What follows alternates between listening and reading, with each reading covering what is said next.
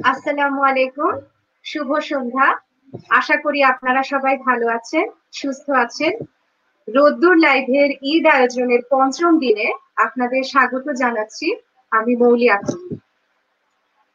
আচ্ছা, আমরা সবাই আমাদের প্রিয় রোদ্দুর গ্রুপে সুন্দর সুন্দর ছবি দেখে থাকবো।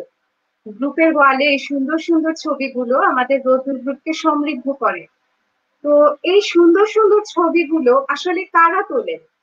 এই ছবির পেছনে নেপথ্যের মানুষগুলো কারা, কেমন তাদের ক্যামেরার পেছনের গল্পগুলো? জি দর্শক শ্রোতা, আপনারা ঠিকই ধরেছেন, আমাদের আজকের আয়োজন প্রথমবারের মতো ফটোগ্রাফারদের সাথে সরাসরি আড্ডা। আমাদের সাথে আজকে উপস্থিত আছেন জনপ্রিয় ফটোগ্রাফার রাজীব রাজ, তারিক কামাল মোস্তফা আর নাজমুল হাসান মাসুম।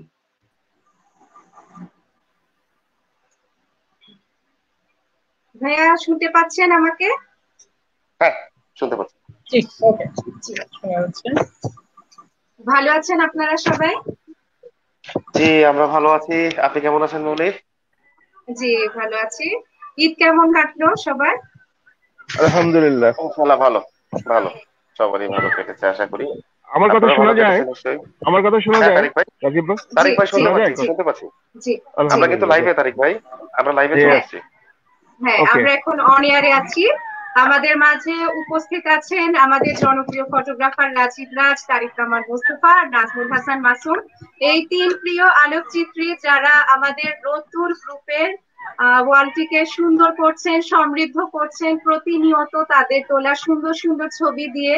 তাদেরকে আমাদের মাঝে পেয়ে আমরা আন্তরিকভাবে কৃতজ্ঞ। আপনাদের মূল্যবান সময় থেকে কিছু সময় ব্যয় করে আপনারা যে আমাদের সাথে এসেছেন, আপনাদের ক্যামেরার পেছনের নেপথ্যের গল্পগুলো আমাদের সাথে ভাগ করে নেওয়ার জন্য, এজন্য আপনাদের জানাই রোদ্দুর গ্রুপের সকল দর্শক শ্রোতাদের পক্ষ থেকে আন্তরিক ভালোবাসা, প্রাণ ঢালা কৃতজ্ঞতা। তো আমরা গল্প করব, কিছু ভালো সময় কাটাবো, আড্ডা দেবো, আপনাদের সবার ক্যামেরার পেছনের নেপথ্যের গল্পগুলো শুনবো, আপনাদের ভালো খারাপ সব অভিজ্ঞতা আমরা শুনবো। আশা করি আমাদের আড্ডায় সময়গুলো ভালোই কাটবে। তো ঠিক আছে, আমরা চলে যাচ্ছি গল্প করতে। প্রথমে আমি চলে যাচ্ছি নাজমুল হাসান মাসুম ভাইয়ার কাছে। ভাইয়া, আপনি কি শুনতে পাচ্ছেন আমার কথা? হ্যাঁ জি, আপনি শুনতে পাচ্ছি। আচ্ছা জি, আপনি ভাইয়া, কেমন আছেন আপনি? ঈদ, জি আছি, ভালো আছি। ঈদ কোথায় করলেন ভাইয়া? ঈদ তো ফ্যামিলির সবাইকে নিয়ে ঢাকাতে করা হলো এবার। আচ্ছা গ্রামের আচ্ছা বাড়িতে আচ্ছা আসলে এখন তো পরিস্থিতিতে আসলে যেতে চাইনি আর কি, সবাই ঢাকাতেই ছিলাম আগে থেকে, সেজন্য আচ্ছা ঢাকাতেই বাড়ি করা। আচ্ছা। জি, রাজীব রাজ ভাইয়া, শুনতে পাচ্ছেন আমার কথা? হ্যাঁ শিওর, শুনতে পাচ্ছি। আচ্ছা ভাইয়া, ঈদ ঈদ কেমন কাটলো ভাইয়া? কোথায় করলেন? ঈদ কেমন করলেন? দেশের বাড়ি পুরোটাই ঘুমিয়ে কাটাইছি, বিকাল 5টায় ঘুম থেকে উঠছি। আচ্ছা আচ্ছা আচ্ছা আচ্ছা, তাহলে ভালোই রিল্যাক্সের সময় কেটেছে। আচ্ছা জি, তারিক কামাল মোস্তফা ভাইয়া, আপনার ঈদ কেমন গেল? হ্যাঁ, প্রথমে আপনাকে ঈদ মোবারক। ঈদ হ্যাঁ, মোবারক। ঈদ মোবারক। ঈদ আর কেমন, এখানে ঈদ হয়েছে আপনার শুক্রবার, মানে ওয়ার্কিং আচ্ছা ডেজ আচ্ছা ডে। তো আচ্ছা এখানে তো আর আচ্ছা ছুটি নেই আমাদের তো আর। আমার মা প্রায় প্রায় বলে তোদের ছুটি দিছে, আমি কি আম্মা এটা খ্রিস্টান দেশ, এখানে কিসের ছুটি? হ্যাঁ, আচ্ছা ঈদ আচ্ছা বলে ওরা কিছু জানে না, তাই না? তা আচ্ছা আমাকে ওই, আচ্ছা আমার ছুটি ছিল না, তারপর আমি ছুটি নিচ্ছি, বাসায় ছিলাম আর বন্ধু বান্ধবের সঙ্গে একটু আড্ডা মারছে, এই পর্যন্তই। আচ্ছা আচ্ছা। কোথায় কোথায় ছিলেন আপনি? ও, আমি দেশের বাইরে, সুইডেনে। আচ্ছা আচ্ছা আচ্ছা, সুদূর সুইডেন থেকে আমাদের মাঝে উপস্থিত হওয়ার জন্য আপনাকে অসংখ্য কৃতজ্ঞতা। আচ্ছা তাহলে আমরা ধন্যবাদ আপনাকে। আচ্ছা তাহলে আমরা আড্ডায় চলে যাচ্ছি। আমি হচ্ছে প্রথমে ইনশাআল্লাহ। নাজমুল হাসান মাসুম ভাইয়ার কাছে জানতে চাইবো, আপনার ফটোগ্রাফি শুরুটা কিভাবে, কিভাবে আপনার এই ছবি তোলার প্রতি ভালোবাসাটা শুরু হলো, বা কিভাবে এই ছবি তোলাটা শুরু করলেন আপনি? নাজমুল হাসান মাসুম ভাই কিছু যদি বলতেন রোদ্দুর গ্রুপের দর্শক শ্রোতাদের উদ্দেশ্যে। জি, ধন্যবাদ মলি আপু। ফটোগ্রাফিটা আসলে শুরু 2018 দিকে মেবি। শুরুটা আসলে প্রথম একটা ক্যামেরা নিয়েছিলাম শখের বসে, যেটা ডিএসএলআর নয়, এটা ছিল আপনার এসএলআর, সনি ব্র্যান্ডের একটা এসএলআর ছিল, শখের বসে নিয়েছিলাম মূলত ফ্রেন্ড সার্কেল নিয়ে নিজের পোর্ট্রেট তোলা বা ফ্যামিলির ছবি তোলা, সে শখের বসে নিলাম আর কি। তো নেওয়ার পর ফ্যামিলির ছবি, নিজের ছবি তোলার পাশাপাশি আস্তে আস্তে হয়তো কোথাও হ্যাং আউট করতে গেলাম, সুন্দর কিছু দেখলাম, সেখানকার একটা প্রকৃতি দেখলাম, সেখানকার একটা ছবি তুলে নিলাম। বা মাঝে মাঝে দেখলাম যে একটা সুন্দর ফুল আছে, ফুলের উপর একটা প্রজাপতি বসেছে, একটু কেমন যেন সুন্দর লাগলো, একটা ক্লিক করে নিলাম। আর এগুলা মূলত নিজের ইনস্টাগ্রামে বা ফেসবুক ওয়ালে শেয়ার করা করতে করতে একটা সময় দেখতে পেলাম যে ফেসবুকে বিভিন্ন গ্রুপ, ফটোগ্রাফি গ্রুপ। তো সেক্ষেত্রে দেখলাম অনেকে, আমার ফ্রেন্ড সার্কেল অনেকে আমাকে ইনভাইট করছে এসব গ্রুপে অ্যাড হওয়ার জন্য। তখন কিন্তু আমি ফটোগ্রাফিটা কিভাবে বা কি এত কিছু আসলে বুঝি না, যায় এটা যে এত বড় একটা শিল্প বা এটা এত বড় একটা ইন্ডাস্ট্রি ওয়ার্ল্ড ওয়াইড ফটোগ্রাফি, সেটা আমি আসলে সত্যি কথা বলতে আমি জানতাম না। তো এসব গ্রুপে ছবি দেওয়া শুরু করলাম। দেওয়ার পর দেখে অনেকে অনেক লাইক কমেন্ট করতেছে যে ছবি সুন্দর হচ্ছে। তখন একটু ইন্সপায়ার হলাম যে আমার ছবি সুন্দর হচ্ছে, অনেকে বলছে। তো এভাবে করতে করতে আস্তে আস্তে করে আমার মতো যারা অ্যামেচার ফটোগ্রাফার বা শখের বসে ছবি তুলে, তাদের সাথে আস্তে আস্তে পরিচয় হতে শুরু করলো। পরিচয় হওয়ার পর আস্তে আস্তে যারা একটু ফ্রিল্যান্সার ফটোগ্রাফি করে, কিংবা যারা হচ্ছে প্রফেশনাল ফটোগ্রাফার, এরকম আস্তে আস্তে শুরু করতে গেলে ওনাদের সাথে আস্তে আস্তে পরিচিতি শুরু হয়ে গেল বিভিন্ন গ্রুপের মাধ্যমে। তারপর একটা সময় দেখলাম, ফার্স্ট টাইম আমি যেটা দেখলাম, শখের ছবি নামে একটা গ্রুপ আছে আমাদের বাংলাদেশে, যেটা অনেক ভালো একটা ফটোগ্রাফি গ্রুপ। ওদের সেকেন্ড এক্সিবিশন মেবি তখন। তো আমি সেটা ফেসবুকে ওনাদের ইয়ে দেখে, ব্রিক গ্যালারিতে ছিল সেটা, সেখানে দেখতে গেলাম। দেখার পর আমি অনেকটা ইন্সপায়ার্ড, আরে এখানে এত সুন্দর এক্সিবিশন হয়, আমি আসলে এগুলো জানতাম না। আহ আমার একটু শখ হলো যে আমারও ছবি এরকম এক্সিবিট হবে। তারপর এভাবে মূলত শুরু হওয়া। এরপর আস্তে আস্তে যখনই সময় পাই, মাঝে মাঝে একটা ক্যামেরা হাতে নিয়ে, বা তার সাথে ক্যামেরা না থাকলে যখন ফোনে থাকে, ফোন নিয়ে ছবি তোলা শুরু করলাম। তো সেভাবেই ছবি তুলতে তুলতে আজকে, শখের বশে তুলতে তুলতে আজকে এই পর্যায়ে আর কি। তো রোদ্দুরে নিয়মিত ছবি পোস্ট করি। রোদ্দুরের সদস্যদের ছবি যদি ভালো লাগে, ওনারা লাইক কমেন্ট করে, আসলে অনেক ইন্সপায়ার্ড হই। সেভাবেই মূলত ফটোগ্রাফির সাথে আসা। আর এটা আসলে আমি প্রফেশনাল না, আমি এটা জাস্ট শখের বসে করে, যতটুকু আমার কাজের ফাঁকে একটু সময় পাই, মাঝে মধ্যে উইকেন্ডে মাঝে মধ্যে বের হই, শখের বসে ছবি তুলি। That's it. জি মলি আপু। হ্যাঁ, অসংখ্য ধন্যবাদ। আমরা শুনতে পারলাম নাজমুল হাসান মাসুম ভাইয়ার পেছনের গল্প। তো হচ্ছে আমরা এরপর চলে যাব আহ তারিক কামাল মোস্তফা ভাইয়ার কাছে। উনার কাছে আমরা জানতে চাইবো যে ফটোগ্রাফির শুরুটা কেমন ছিল, কেন আপনার ফটোগ্রাফির প্রতি ভালোবাসাটা তৈরি হলো, কিভাবে ফটোগ্রাফি শুরু করলেন, কিভাবে ফটোগ্রাফিতে আসলেন। রোদ্দুর গ্রুপের দর্শক শ্রোতা আপনার কাছ থেকে এটি শুনেছে। ধন্যবাদ মলিদি, খুব সুন্দর কথা বলছেন। মানে ফটোগ্রাফি আমার এই হিস্টোরিটা যদি আমি বলতে যাই তো অনেক অনেক দীর্ঘ সময়, এত সময় আমি হয়তো পাবো না। তারপরে আমি বলি, আমি স্কুল জীবনে এবং কলেজ জীবনে আমি মানে ফটোগ্রাফারদেরকে তাদেরকে যখন ছবি তুলতে দেখতাম, আমার কিন্তু খুব ভালো লাগতো।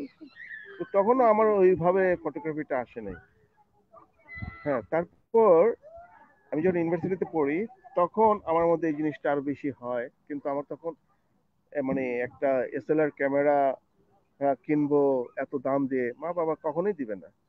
তাছাড়া আমার বাবা তো পছন্দই করে না ফটোগ্রাফি। হ্যাঁ, বাবা একজন সরকারি কর্মকর্তা ছিলেন। না, ফটোগ্রাফি কোনো ভাব নাই এদেশে। আমি কিন্তু আমি I will not take as a profession. হ্যাঁ, আমার এটা শখ, আমি করতে পারি। কিন্তু না, সে পছন্দই করে না। যাই হোক, তারপর ইউনিভার্সিটিতে পাশ করার পর আমি যখন একটা সার্ভিসে ঢুকি, তখন আমার প্রথমেই এম ছিল, ও বাই দিস টাইম আমার বাবা যখন আমাকে একটা ক্যামেরা নিয়ে আসছিল, তিনি দেশের বাইরে থেকে আসার সময় আমার জন্য একটা ক্যামেরা নিয়ে আসছিল। কিন্তু সেই ক্যামেরাটা ছিল মানে ইয়াশিকা। হ্যাঁ, শুধু ইয়াশিকা অটো। হ্যাঁ, তা ওই ক্যামেরা দিয়ে তখন আমি ছবি তুলতাম। কিন্তু কোনো একটা কারণে এটা চুরি হয়ে গেছে। চুরি হওয়ার পর আমার তো আর ছবি তোলা হয় না। তখন আমারই এক ফ্রেন্ড, আমার স্কুল ফ্রেন্ড, তার ঠিক ওই ক্যামেরাটাই ছিল। তো ওর থেকে মাঝে মাঝে ধার করে নিয়ে আসতাম, দোস্ত ক্যামেরাটা দিয়ে আমি একটা ছবি তুলি। তখন তো ফিল্মের যুগ। দিত, সে আমাকে অনেক হেল্প করছে। আচ্ছা, এটা হলো আমি সার্ভিস করার আগে। তো সার্ভিসে যখন আমি ঢুকি তখন আমার প্রথম টার্গেট ছিল যে আমি প্রথম স্যালারি যেটা পাবো সেটাতে একটা ক্যামেরা কিনবো আগে। হ্যাঁ, তো আমার মা বলে যে এত দাম দিয়ে ক্যামেরা কিনবি, আমার বাবা বলে না দরকার নেই। আমাকে না, আমি এখন চাকরি করি, আমি আমার টাকা দিয়ে কিনবো, অসুবিধা কি। যাই হোক, একটা ক্যামেরা কিনলাম। তারপর সেখান থেকে আমার শুরু।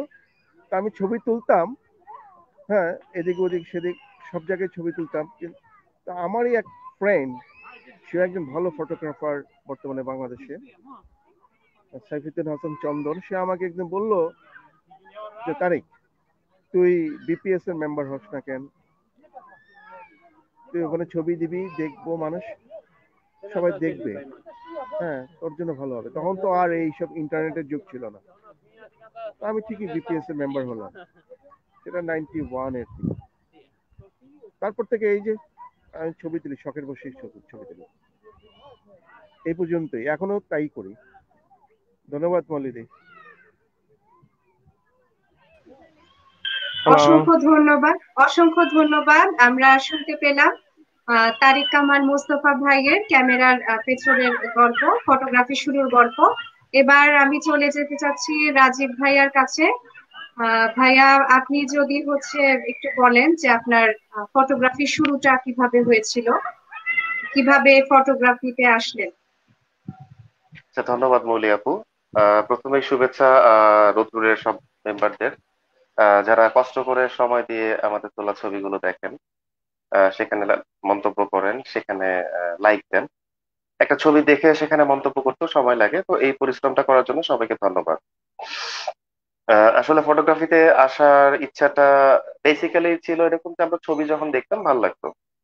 হঠাৎ করে যখন আমি ইন্টার করি, তখন আমার এক বড় ভাই, উনি ছিলেন স্যার মঞ্জুর আলম বেগ।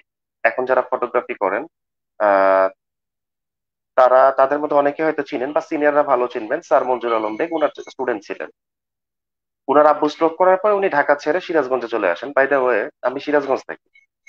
তো উনার সাথে পরিচয় থাকার সুবাদে উনি আমাকে বললো যে, "আয়, তোকে কিছু ফটোগ্রাফি শিখাই, এটা কাজে দিবে।" তো এটা আজ থেকে 17-18 বছর আগের ঘটনা। তখন ওনার কাছে আমি এসএলআর ক্যামেরায় শিখতাম। তখন ওটা ছিল মেবি ইয়াশিকার একটা বডি ছিল, বডির নামটা ভুলে গেছি। ওনার ক্যামেরা দিয়ে ফটোগ্রাফির আমার হাতে করি, যতটুকু শিখেছি বেসিক ওনার কাছ থেকে। এরপরে দীর্ঘ 17 বছর বা 16 বছর আমি কোনো ক্যামেরা ধরিনি। এটা একটা জেদ ছিল, একটা রাগ ছিল।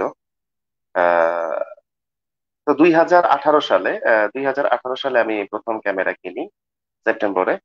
এবং ওইটা কেনার পর থেকে আস্তে আস্তে শুরু হয়, এবং আমার টার্গেট ছিল ল্যান্ডস্কেপিং করা বা আপনার নেচার ফটোগ্রাফি করা। কিন্তু আনফরচুনেটলি বলি আর ফরচুনেটলি বলি, আমার প্রথম ফটো ওয়ার্কটা হয় বাংলাদেশের বেশ কিছু বড় বড় বার্ডার, আমি যারা পাখির ছবি তুলে তাদের সাথে। তার মধ্যে একজন হচ্ছেন আপনার নাইমুল হাসান সাহেব, ভদ্রলোক, রাজশাহীতে থাকেন। শোভন সাহেব রাজশাহীতে থাকেন। তারপরে আপনার অনিক চন্দ, মনিকা চন্দ, ওনারা চিটাগাং থাকেন।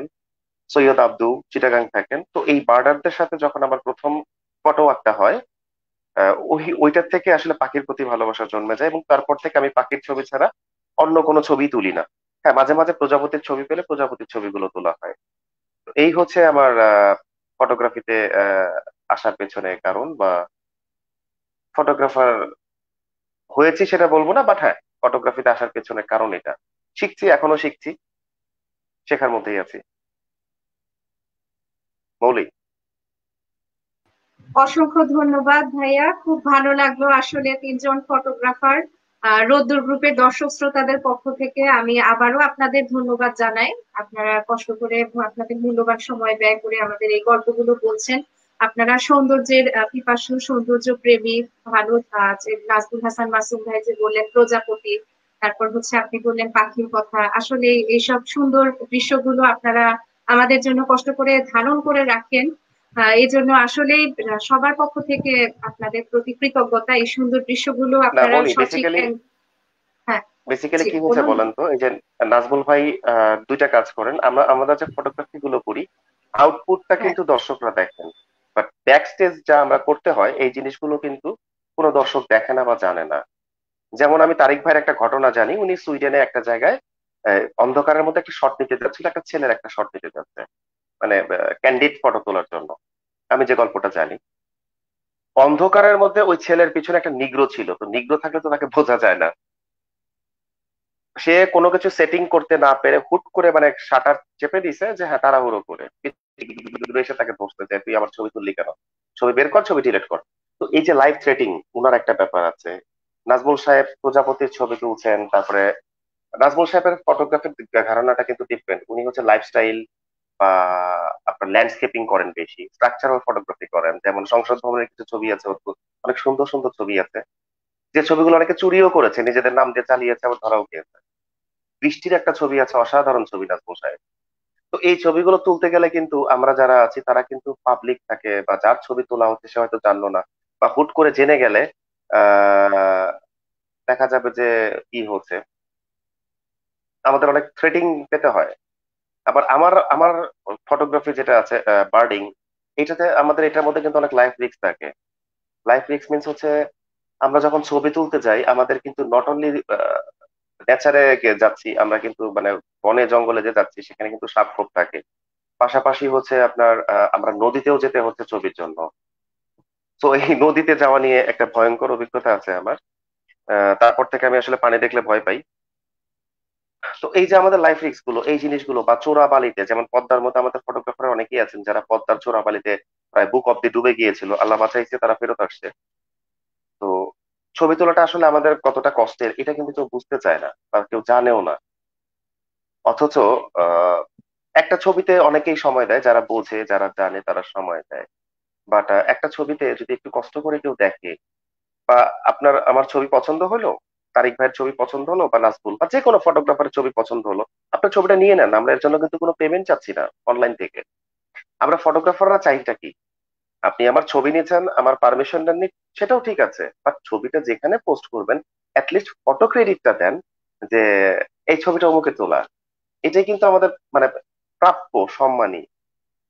একটা ছবি তোলার পিছনে আমরা ফটোগ্রাফাররা যে শ্রমটা দেই, যে টাকাটা খরচ করি, এগুলো সব বাদ। সামান্য একটু সম্মান যদি আমরা দিতে পারি ফটোগ্রাফারদের, এটাই কিন্তু ওদের বড় প্রাপ্তি, যে হ্যাঁ 10টা মানুষ আমার ছবি শেয়ার দিয়েছে আমার নাম দিয়ে। বাট এই জিনিসটা এখন খুব কম দেখা যায়।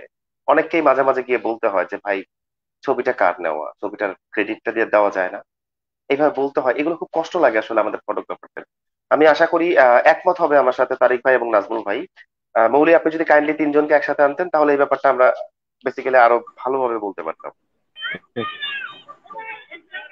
হ্যাঁ ঠিক। হ্যাঁ, তারিক ভাই, আমরা তিনজন আমি যে একসঙ্গে থাকলে আমার মনে হয় একটু ডিবেটটা ভালো হয়। মানে ডিবেট বলবো, আমরা হ্যাঁ এখানে কোনো আমি যুদ্ধ করতে আসিনি, আমাদের মনের কথাগুলো বললাম, তাই না? না আপনার এই কথাতে, আচ্ছা, আপনার এই কথা না না রাজীব দা, একটা মিনিট আমি একটু একটা মিনিট একটা আচ্ছা মিনিট বলেন। দর্শক দর্শক বা যারা আছেন সবার কাছে আমি ক্ষমা চেয়ে নিচ্ছি, আমি একটু অসুস্থ, আমার জ্বর প্রচন্ড রকম, সো আমাকে মাঝে মাঝে গরম চা খেতে হচ্ছে, সো এটা আমাকে ক্ষমা সুন্দর দৃষ্টিতে দেখবেন। ওকে ওকে, আপনি চা থ্যাংক খেয়ে ইউ। আসেন, চা খেয়ে আসেন। না না, হ্যাঁ আমি আছি, না আমি লাইভে আছি, লাইভ ছাড়ছি না। ওকে, আপনি চা নিয়ে আসেন। অসুবিধা নাই, ইয়া এটা হ্যাঁ এত ফর্মালিটির কিছু নেই, এটা আড্ডা, আপনি চা খেতে পারেন, কোনো সমস্যা নেই।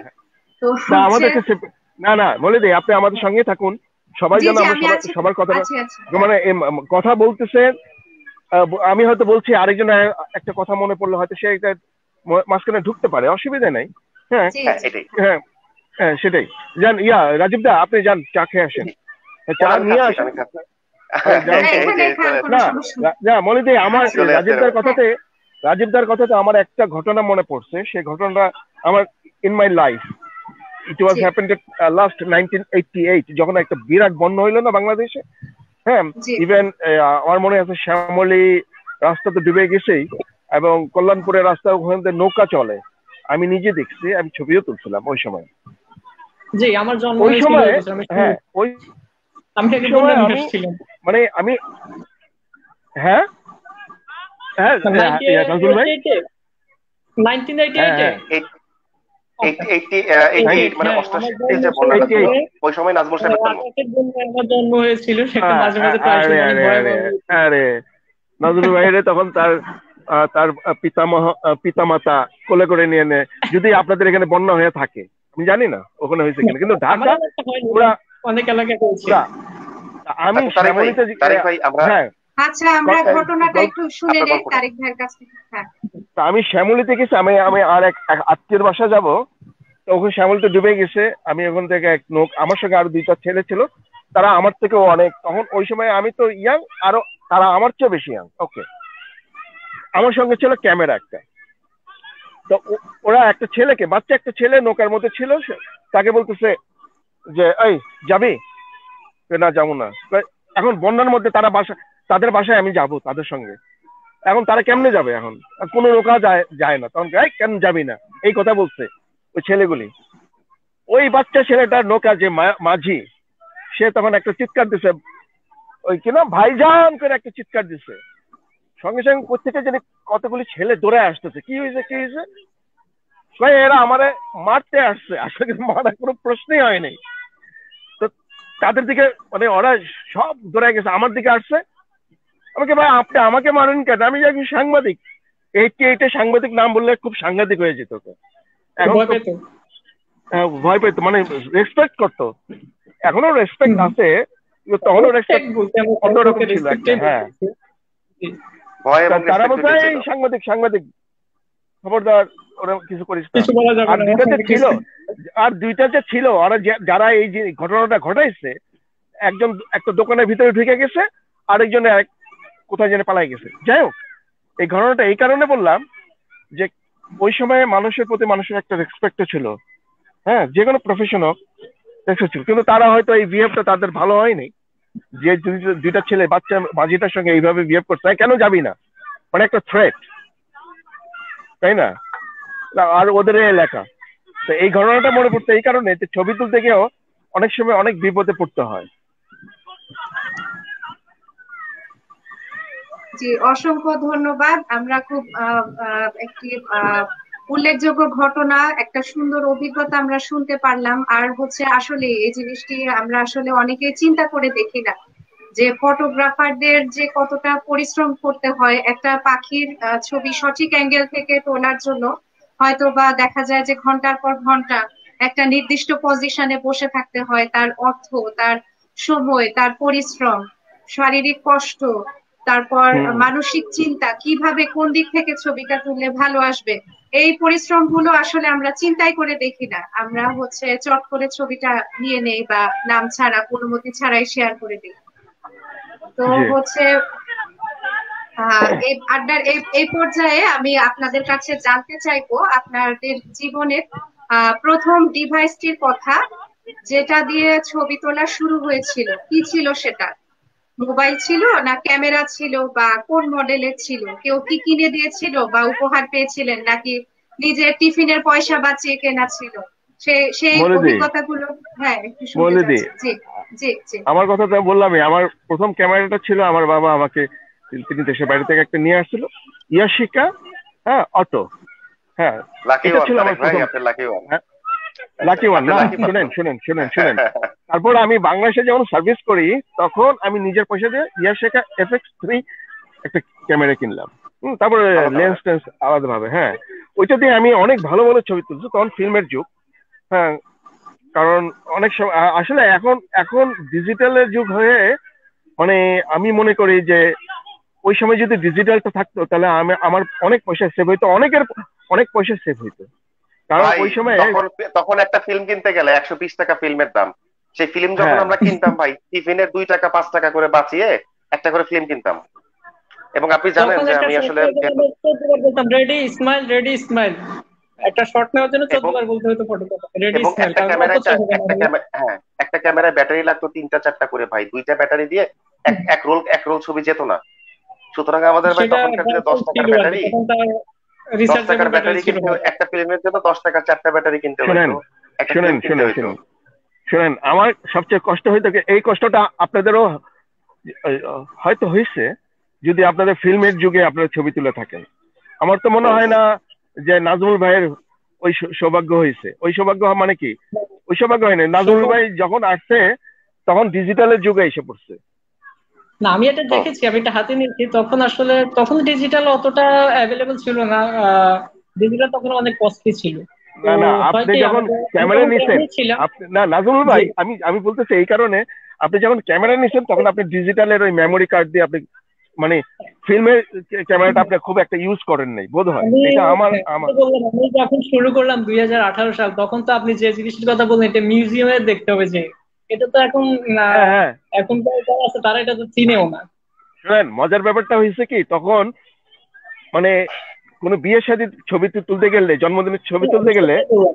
হ্যাঁ, তারা হয়তো আমাকে একটা ফিল্ম, দুইটা ফিল্ম, তিনটা ফিল্ম দিচ্ছে, কিন্তু আমাকে তো তারা আবার বলে দিত খুব ম্যানেজ করে ছবি তুললেন, হ্যাঁ সবাই বললে তখন কিন্তু তুললেন না। গ্রুপ ছবি তুলতে হ্যাঁ হতো, কারণ একজনের একটা 30টা 40টা থাকবে, কে কার ছবি তুলবে, দেখা যায় 15 জন 20 জনে মিলে একটা গ্রুপ ছবি তুলতাম, কারণ লিমিটেড। একটা বিয়ে না বাড়িতে না অনেক ছবি তুলতো, শুনেন, একটা ফিল্ম দিয়ে দুটো তুলতে, তখন গ্রুপ আরে ছবি তুলতে হতো। এমনও এমনও পাগল আমি পাইছি, পাগল বলবো এই কারণে হয়তো কিছুটা ইয়া আছে, প্রবলেম আছে, সেরকম কোন একটা বিয়ে বাড়িতে গেছি, ভাই আমার কয়েকটা ছবি তুলেন হ্যান ত্যান। কিন্তু আমাকে, আমার তো ফিল্ম লিমিটেড, তাই না, যতটা ফিল্মই দেখ 4টা 5টা, কিন্তু তারা তো আমাকে বলে দিচ্ছে যে এইভাবে ছবিগুলো তুললেন, সবাই তুলেন না। কিন্তু আমি একটা এরকম বহুত জায়গায় আমি করছি, ফ্লাশটা মেরে মুখের মধ্যে একটা আওয়াজ করতাম, মানে শাটার টিপ পড়ছে। আবার দুই একজন খুব এই বেশি কাজটা চালাক এই ছিল কাজটা আমার করতে চেয়ে, হয়েছে ভাই। যার সঙ্গে দুই ফ্লাশ একজন আমার করলো চেয়ে বেশি তার চালাক ছবি ছিল। তুলবে, এই এরকম কাজটা একটা ইয়ে ছিল। এই কাজটা মাঝে মাঝে করতে হইতো, মানে আপনার অটোমেটিক অটোমেটিক ফ্লাশ মেরে আপনার জাস্ট হ্যাঁ ফ্লাশটা মেরে দেখাইতে হতো যে ফ্লাশটা মারছে, ছবিটা উঠছে, পরে বলতাম ছবি জ্বলে গেছে, ছবি জ্বলে না গেছে। এটা না আপনি না খেয়াল না করেন। আপনি তো, আপনি না না ইয়া রাজীব দা, আপনি কথা ঠিক বলছেন, শুধু ফ্লাশ হ্যাঁ। মারি না, দুই একজন আছে খুব বেশি চালাক, কই কোনো আওয়াজ হইলো না, শুধু ফ্লাশটা হইলো কেন, তখন কি করবো, যে আওয়াজটা চাপ, আমার মুখটা একটা আওয়াজ দিতাম আর ফ্লাশটা মারতাম। অনেক ক্ষেত্রে বেঁচে যেতাম, বুঝছেন, অনেক ক্ষেত্রে বেঁচে যেতাম। যাই হোক, তখনকার দিনে আসলে ছবি তোলার একটা মজাও ছিল, কষ্টও ছিল। বাট এখন যেমন হচ্ছে, আমরা যখন পাখির ছবি তুলি, আই থিঙ্ক নাজবুল ভাই বা হচ্ছে আপনার তারিক ভাই, আপনারা এই কাজটা করেন না, আমরা কন্টিনিউ শাটারে ছবি তুলি। একটা হ্যাঁ, শাটার পাখির ছবি ধরলে তুলতে গেলে আপনার কন্টিনিউয়াস কাটা মাস্ট। কারণ প্রতি সেকেন্ডে 4 থেকে 6টা করে ছবি ওঠে। আপনার 5 সেকেন্ড ছবি ধরে রাখলাম, একটা পাখির ছবি যদি 5টা করে পাই, 5 সেকেন্ডে 25টা ছবি নিয়ে নিলাম। সামান্য হ্যাঁ 19-20 হয় ছবিটার মধ্যে, ওইখান থেকে আমাদের চুজ করতে হয়। অথবা একটা একটা স্বাভাবিক। পাখিকে চুজ করলাম আমরা, যে পাখির ছবিটা আমি নিব, দেখা যাচ্ছে যে রাজীব ওই দা, পাখির আমি ছবি আমরা এক কথা, দেড় এক দেড় হাজার নিয়ে নিচ্ছি। হুম। এখন কতটা সহজ হয়ে গেছে না মেমোরি কার্ডের কারণে, কারণ আপনি অনেক মানে সবার জন্য, এটা সবার জন্য, হ্যাঁ সায়েন্স কোথায় নিয়ে গেছে এটা চিন্তাই করা যায় না। অবশ্যই অবশ্যই ভাই। আর মৌলিদি আমি এখন কোথায়? তারিক ভাই বলে দিয়ে আছেন, ব্যাপার আমাদের আসলে আছে। আচ্ছা, তখনকার একটা আমাদের একটা যুগ ছিল। হ্যাঁ, আমাদের হ্যাঁ বলুন আড্ডা মৌলিদি। আসলে দারুণ জমে উঠেছে, খুব ভালো লাগছে। আমাদের তাই আহ, পুরনো প্রজন্ম থেকে শুরু করে, মানে একদম সিনিয়র থেকে শুরু করে নতুন প্রজন্মের ফটোগ্রাফার, খুব ভালো লাগছে, খুবই এনজয় করছি আমরা সবাই। তো হচ্ছে রাজীব রাজ ভাইয়ার কাছে অনেকেই জানতে চাচ্ছেন, আপনার মনে হয় একটা কোনো বিখ্যাত ছবি আছে, সাপের মাছ ধরার ছবি, দা ক্যাচ, এই ক্যাপচারের অভিজ্ঞতাটা জানতে চেয়ে আসলে অনেকেই জানতে চাচ্ছেন। তো এই এই অভিজ্ঞতাটা যদি আর কি শেয়ার করতেন, এটার জন্য হুম। অনেক কমেন্ট আসছে। ধন্যবাদ। আমি দেখলাম মনিরুল ইসলাম চঞ্চল ভাই, উনিও কোশ্চেনটা করেছেন, দ্য ক্যাচ নাম দিয়েছেন ছবিটার। এই ছবিটা হচ্ছে আমি বার্ডিং করার সময় যখন প্রথম আমার বড় লেন্সটা কিনি আর কি, পাখির ছবি তোলার জন্য। বেসিক্যালি ওই দিন আমি 4 ঘন্টা রোদ্রের মধ্যে, প্রায় 4-5 কেজি একটা ক্যামেরার ব্যাগ কাঁধে নিয়ে 4-5 ঘন্টা ঘুরেছি রোদ্রের মধ্যে। টেম্পারেচার ছিল নিয়ার অ্যাবাউট 35 or 36। 4-5 ঘন্টা ঘোরার পরে ওই দিন আমি একটা সিঙ্গেল ছবিও পাই, নট এ সিঙ্গেল বার্ড। দেন হঠাৎ করে মনে হলো যে আমাদের এখানটা কলেজ মাঠ আছে, কলেজ মাঠে তো পাতি মাছরাঙা, আই মিন কমন কিংফিশার এসে বসে, ওর ছবি তুলেছি, ঠিক আছে দেখা যাক আজকে গিয়ে বসি, যদি ওর একটা ডাইভিং শট পাই, যে মাছ ধরে এনে বসলো বা মাছ ধরার জন্য ডাইভ দিচ্ছে। এই কাজটা করার জন্য আমি আমাদের কলেজ মাঠটাতে গিয়ে প্রায় 1 ঘন্টার মতো জাস্ট ক্যামেরাটা নিয়ে উপর হয়ে শুয়ে আছি। মানে স্নাইপাররা বেসিক্যালি যে কাজ করে, বন্দুকটা রেখে ওর লেন্সে চোখ রেখে দাঁড়িয়ে থাকে, যে কেউ একটু নড়লে এখানে ফায়ার করবে। তো 1 ঘন্টা তো আসলে এভাবে থাকা যায় না, ঘাড় ব্যথা হয়ে যায়। মজার ব্যাপার হচ্ছে, আমি যেটুকু সময়ের জন্য মাথাটা তুলছি, ওইটুকু সময়ের মধ্যেই পাখিটা পুকুরে লাফ দিয়ে একটা করে মাছ ধরে এনে বসে যাচ্ছে। আমার ডাইভ নেওয়া হচ্ছে না। এইভাবে 1-1.5 ঘন্টা যাওয়ার পরে পাশের থেকে ছোট্ট একটা ছেলে বললো যে আঙ্কেল, ওই দেখেন একটা সাপ মাছ ধরেছে। আমি প্রথমে উপর থেকে দেখলাম যে হ্যাঁ, সত্যি একটা মাছ ধরেছে, এবং ওইটা যখন আমি পুকুর পাড় থেকে ছবিটা নেওয়ার চেষ্টা করলাম, দেখলাম যে ভালো আসছে না। আমি আস্তে আস্তে একদম পুকুরে নেমে গেলাম, সাপের কাছাকাছি। আপনার ধরে নিতে পারেন 10 থেকে 15 ফিটের মতো চলে গেলাম সাপটার। এবং আমার হাতে যেহেতু প্রথম লেন্স, তখন মানে এত ভারী লেন্স, প্রায় 1.5 কেজি থেকে 15 কেজির মতো ওজন হবে, এক্সাক্ট ওয়েটটা আমার জানা নেই। এই লেন্সটা হাতে নিয়ে যখন ছবি তুলছি, সবচেয়ে বড় কথা হচ্ছে এক্সাইটমেন্ট যে একটা জিনিস আছে। একটা সাপ একটা মাছকে গিলে যাচ্ছে। একটা সাপ যেহেতু মাছটাকে আপনার গিলে খাচ্ছে, মজার ব্যাপার হচ্ছে সাপ যে হা করেছে তার চাইতে মাছের ঘাটটা অনেক বড়। সে প্রায় 10 মিনিট ট্রাই করলো মাছটাকে খাওয়ার। একবার এদিকে যাচ্ছে একবার ওদিকে যাচ্ছে, বা মাথা ঘুরাচ্ছে। সাপ মাছটা চুপচাপ রয়ে গেছে। এইভাবে 10 মিনিট ট্রাই করার পরে আমি যেটা দেখলাম যে বাঁশ, পুকুরের মধ্যে কিছু বাঁশ ফেলা আছে। বাঁশের মধ্যে হচ্ছে আপনার সাপটা আস্তে আস্তে চুপচাপ শুয়ে থাকলো মাছ সহ। মাছও নড়ছে না। কিছুক্ষণ পরে সাপটা মাছটাকে ছেড়ে দিয়ে পানিতে চলে গেল। এখন আমি ভাবলাম যে এত বড় একটা মাছ, মাছটা হয়তো মারা গেছে, কারণ 10 মিনিট ফাইট করলো। আমি যখনই বাঁশটা একটু নাড়িয়েছি, মাছটা লাফ দিয়ে পানিতে চলে গেল। এবং মজার ব্যাপার হচ্ছে তেলাপিয়া মাছ ছিল। মাছটার ওজন হবে আনুমানিক 250 গ্রাম। 250 গ্রাম ওজনের তেলাপিয়া, ঘাটটা অনেক বড়। ওই ছবিটা হয়তো আমি আরো 1 থেকে 1.5 বছর পরে বা এখন যদি পেতাম, আই থিঙ্ক তখন যে ছবিটা আসছিল তার সাথে আরো বেটার হতো। বিকজ তখন আমি একদম নতুন, আমার হাতে লেন্সটাও একদম নতুন। আর এক্সাইটমেন্ট একটা জিনিস আছে, ওই এক্সাইটমেন্টে আমার পুরো বডি কাঁপছিল। এবং সাপের কাছে যাওয়ার জন্য আমি অলমোস্ট হাঁটু কাদায় চলে গেছিলাম, পুকুর পাড়ে হাঁটু কাদায়। যদিও ধরা সাপ, কামড় দিবে না, কামড় দেবে না আমি জানি, বাট তারপরেও কিন্তু একটা ভয় কাজ করে। সাপ যদি মাছটাকে ফেলে এসে একটা বাইট করতো, ইনফেকশন হতে পারতো। আমার প্রথম টার্গেটটা ছিল ছবিটা তোলা। দ্যাটস আমি কাদার মধ্যে চলে গেছি। কাদার মধ্যে যখন পাটা গেঁথে গেল, তখন আমার মনে হতে লাগলো যে এক্সাইটমেন্টে পুরো বডি শেক করছিল। তো ক্যামেরাও শেক হয়ে গেছে, ন্যানো শেক। ন্যানো শেক হওয়ার জন্য একটু কম বেশি হয়েছে ছবিটা। এটা আমার মনে হয় একদম এক্সপার্ট যারা আছেন, এক্সপার্ট ছাড়া কেউ ওই ছবিটাকে বুঝতে আসলে তাদের কষ্ট হবে ন্যানো শেকের ব্যাপারটা। আদারওয়াইজ আমি আজকে ক্লিয়ার করে দিলাম সবার সামনে টেকনিক্যাল কিছু ব্যাপার। এই ন্যানো শেকের জন্য ছবিটা একটু ব্লার আসছে, নির্দিষ্ট কিছু জায়গা ছাড়া ব্লার আসছে। সো তারপর ছবিটা ভালো হয়েছে। আমার এখন পর্যন্ত সেরা ছবি, সেরা ক্যাচ। গত 6 মাস হলো আমি ছবি তোলা ছেড়ে দিয়েছি, ক্যামেরা ধরি না। তারপরে রোদ্দুর আমাকে ডেকেছে, কারণ রোদ্দুরে আমার কিছু ছবি দেওয়া ছিল, বা রোদ্দুরের শ্রদ্ধেয় অ্যাডমিনগণ যারা আছেন, যেমন তামিম ভাই আছেন, তারপরে হচ্ছে আপনার চঞ্চল ভাই আছেন, তারপরে আরো কয়েকজন আছেন, ওনারা প্রচন্ড রকম ভালোবাসে। সো ওনারা আমাকে ডেকেছে, আমি ওনাদের ডাকে কখনো না করি নাই। সো ওনাদের ডাকে সাড়া দিয়ে আমি আজকে চলে আসছি। তো এটা হচ্ছে আমার সাপের মাছ ধরার ছবির অভিজ্ঞতা। অসংখ্য ধন্যবাদ। আসলে আসলে আমার মৌলিদি, নিজেকে জি জি হ্যাঁ আমি হাত তুলছি এই কারণে যে আপনারা হ্যাঁ তো জি আমাদেরকে কন্ট্যাক্টে জি রাখছেন না। জি হ্যাঁ, জি ভাইয়া এই যে কন্ট্যাক্টে আমার আমার আমার রাজীব ভাইয়ের কাছে একটা কথা ছিল যে জি জি হ্যাঁ এখন কি ওই ছবিটাকে দেখানো যায়? আমি কিন্তু ছবিটা দেখি নাই, বুঝলেন, আচ্ছা আচ্ছা সাপের আচ্ছা, ছবিটা। ছবিটা এই জন্য আমি হাত তুলছিলাম ছবিটা তো যে হুম আসলে আমাকে একটু ছবিটা ক্লোজ দেন। এই জায়গাটায় ছবিটা অ্যাকচুয়ালি দেওয়া যাবে কিনা আমি বুঝতে পারছি না। মৌলি, আপনি কি গ্রুপেই দেওয়া আছে ছবিটা, আপনি কি দিতে পারবেন? জি জি জি গ্রুপে দেওয়া আছে। আর হচ্ছে ভাইয়া ওই যে স্ট্রিমে একজনকে রাখার কারণ হচ্ছে, না হলে নয়েজ এসে কথা কি ক্লিয়ার আসছিল না, এই কারণে আমরা একটা আচ্ছা কাজ আচ্ছা। করি, আমরা একটা কাজ করতে পারি। ধরেন যে যে তারিক ভাই কথা বলছেন, আমি আর নাজমুল ভাই আমরা মিক অফ করে রাখি। জি জি যখন তাহলে আমাদের আর কোনো কি কোনো কোশ্চেন অসুবিধা থাকবে আমরা মিকটা অন করে কথা বলি, ওটাই বেটার জি হয়। হ্যাঁ সেটা তো।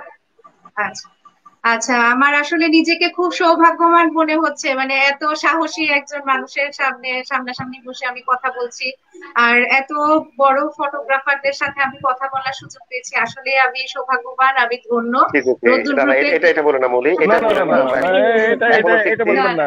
এটা এখনো এত শিখছি। বড় ফটোগ্রাফার তো বলবেনই না, এই কথা বলবেনই না আমাকে অন্তত। কারণ না ফটোগ্রাফি না এমন আমাকে একটা বলবেন জায়গা না, যেখানে এখনো শেখার কোনো শেষ নেই। তারিক ভাইকে এখনো রাজীব কি? ভাইকে বলতে পারেন, artist আমাকে না, কারণ আমি ওনাদের থেকে শিখছি এখন। কারণ হচ্ছে আচ্ছা না এখন আমরা যখনই যখনই একটা ছবি ছবি পোস্ট প্রসেস করব, তারিক ভাই, আমার একটা হ্যাঁ, কথা আছে এবার, এটা আমাদের দর্শকদের উদ্দেশ্যে। মৌলি, আমি একটু সময় নিচ্ছি, হ্যাঁ। হ্যাঁ হ্যাঁ নিশ্চয়ই আমাদের একটা ছবি তোলার পরে আমাদের দর্শকরা বলে যে আমরা ছবিগুলোকে পোস্ট প্রসেস এডিট করি। অ্যাকচুয়ালি এডিট কি? আমি কিন্তু এডিটের বিপক্ষে। আমি বলতে পারি যে আমরা ছবিটাকে পোস্ট প্রসেস করি, কারণ এডিট বললে একটু অন্যরকম বোঝায়। এই ব্যাপারটা নিয়ে ভালো বলতে পারবেন নাজমুল ভাই, আর আপনি বলতে পারবেন, কারণ ম্যানুপুলেটেড কিছু ব্যাপার আছে ছবির মধ্যে, ম্যানুপুলেটেড বা আরো কিছু কাজ আছে, যে কাজগুলো যখন করা হয়, হেভি ওয়ার্ক করা হয়, তখন ওইটাকে মেবি এডিট বলে। বাট জি জি। ছবির কালার কারেকশন, ছবির ক্রপিং, ছবিকে ক্রপ করতেই হবে। আপনি যখন ওয়াইল্ড লাইফ করবেন বা বার্ডিং করবেন, ছবি আপনাকে ক্রপ করতে হবে। ফ্রেমিং স্কেচ করতে হবে, ফ্রেমিংটি স্কেচ হ্যাঁ, করতে ছবির হবে। crop- অনেক সময় আমরা হ্যাঁ, ফ্রেমিং অনেক করতে পারি সময় না। হয়ে যায়, অনেক সময় অনেক আপনার সময় ফ্রেমিং ঠিক হইতে করার হয়। জন্য আমাকে, হ্যাঁ তারেক ভাই, হুম ব্যাপারটা হুম। শুনেন।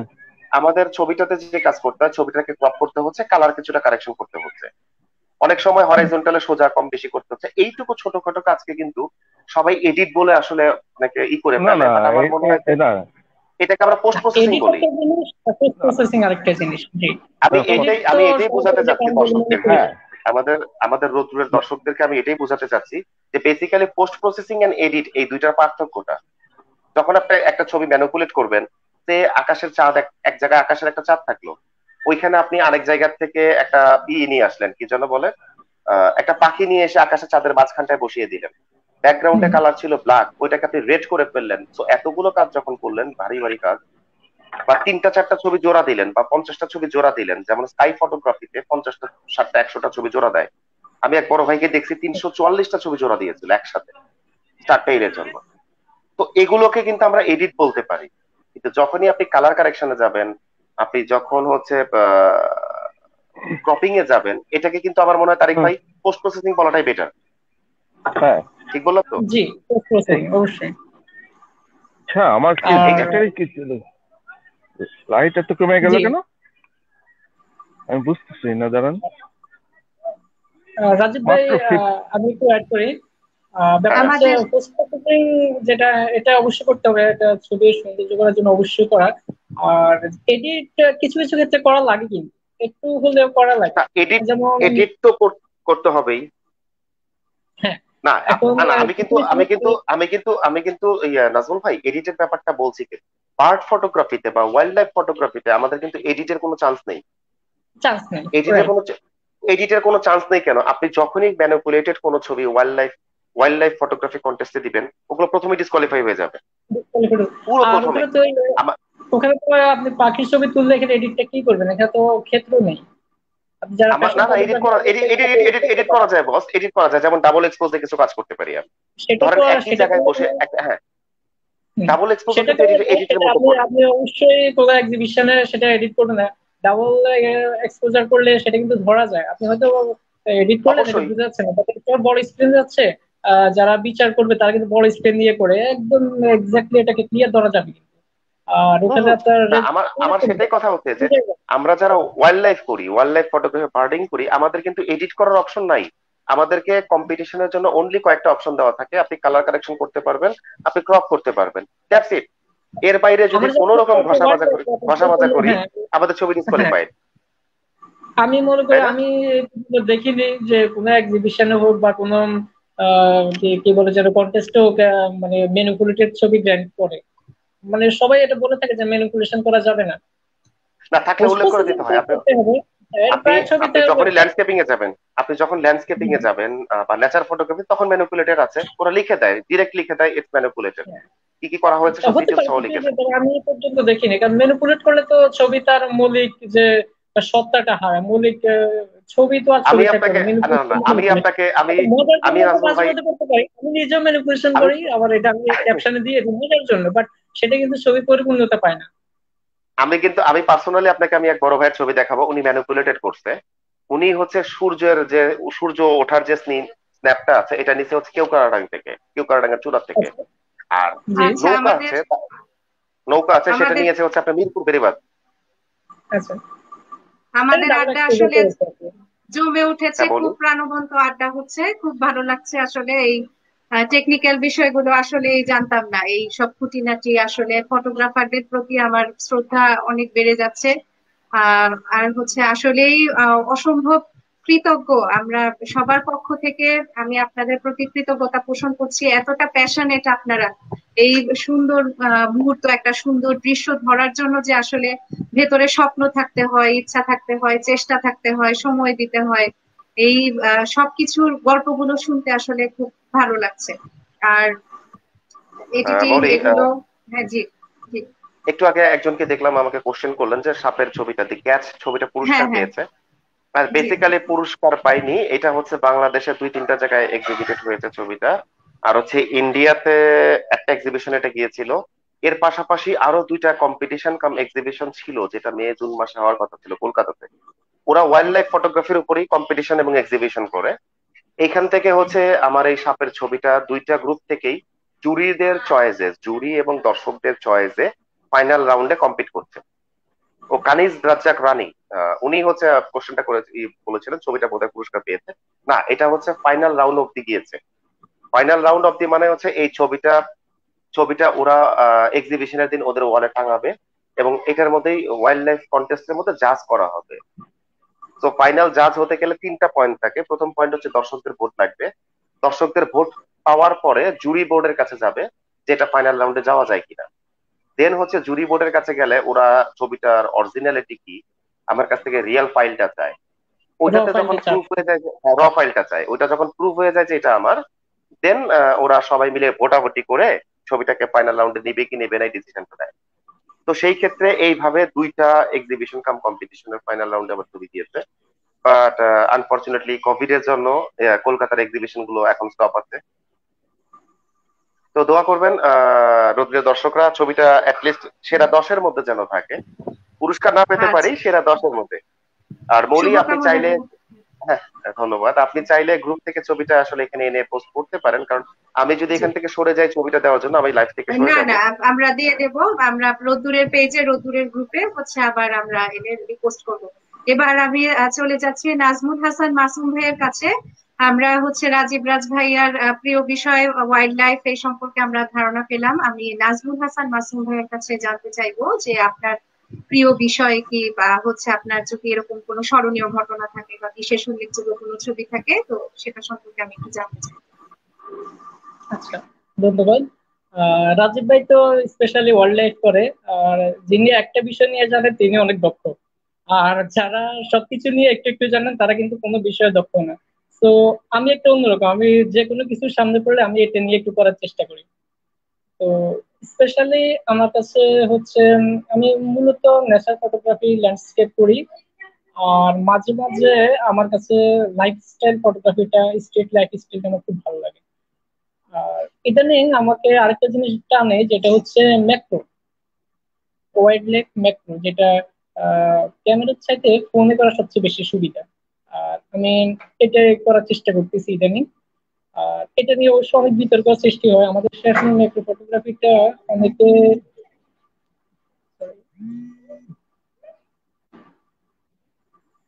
ম্যাক্রো ফটোগ্রাফিটা অনেকে আসলে যে এখানে যে স্পেশাল একটা লেন্স লাগানো দরকার হয়, যেটা অনেকে লেন্স সম্বন্ধে জানে না, যার ফলে কিছু কিছু ছবিতে অনেক বিতর্কের সৃষ্টি হয়।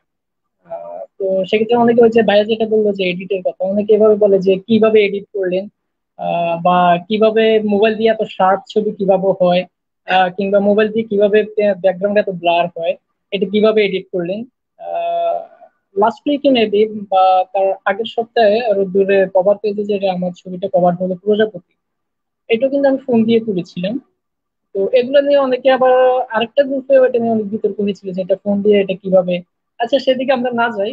মাঝে মাঝে ভালো লাগে যে কেউ যদি সমালোচনা করে যে এটা কিভাবে হলো, এটা আসলে সম্ভব না, অনেকভাবে অনেকে অনেক কিছু বলে, মজা লাগে আসলে। যে আমার কাজ নিয়ে যদি সমালোচনা হয়, অনেকে কি বলবো, সারপ্রাইজ হয় যে ফোনে এটা সম্ভব না, উনি মনে হয় এটা ফোনে করে নাই, বা এটা কিভাবে হয়তো বা প্রসেস করেছে, বা যেটা বললাম এডিটিং করেছে। তো এগুলো নিয়ে যখন সমালোচনা করে ভালোই লাগে। আর হচ্ছে অভিজ্ঞতার কথা বলতে গেলে আসলে মজার অভিজ্ঞতা, হ্যাঁ, কিছু উল্লেখযোগ্য মজার অভিজ্ঞতা আছে।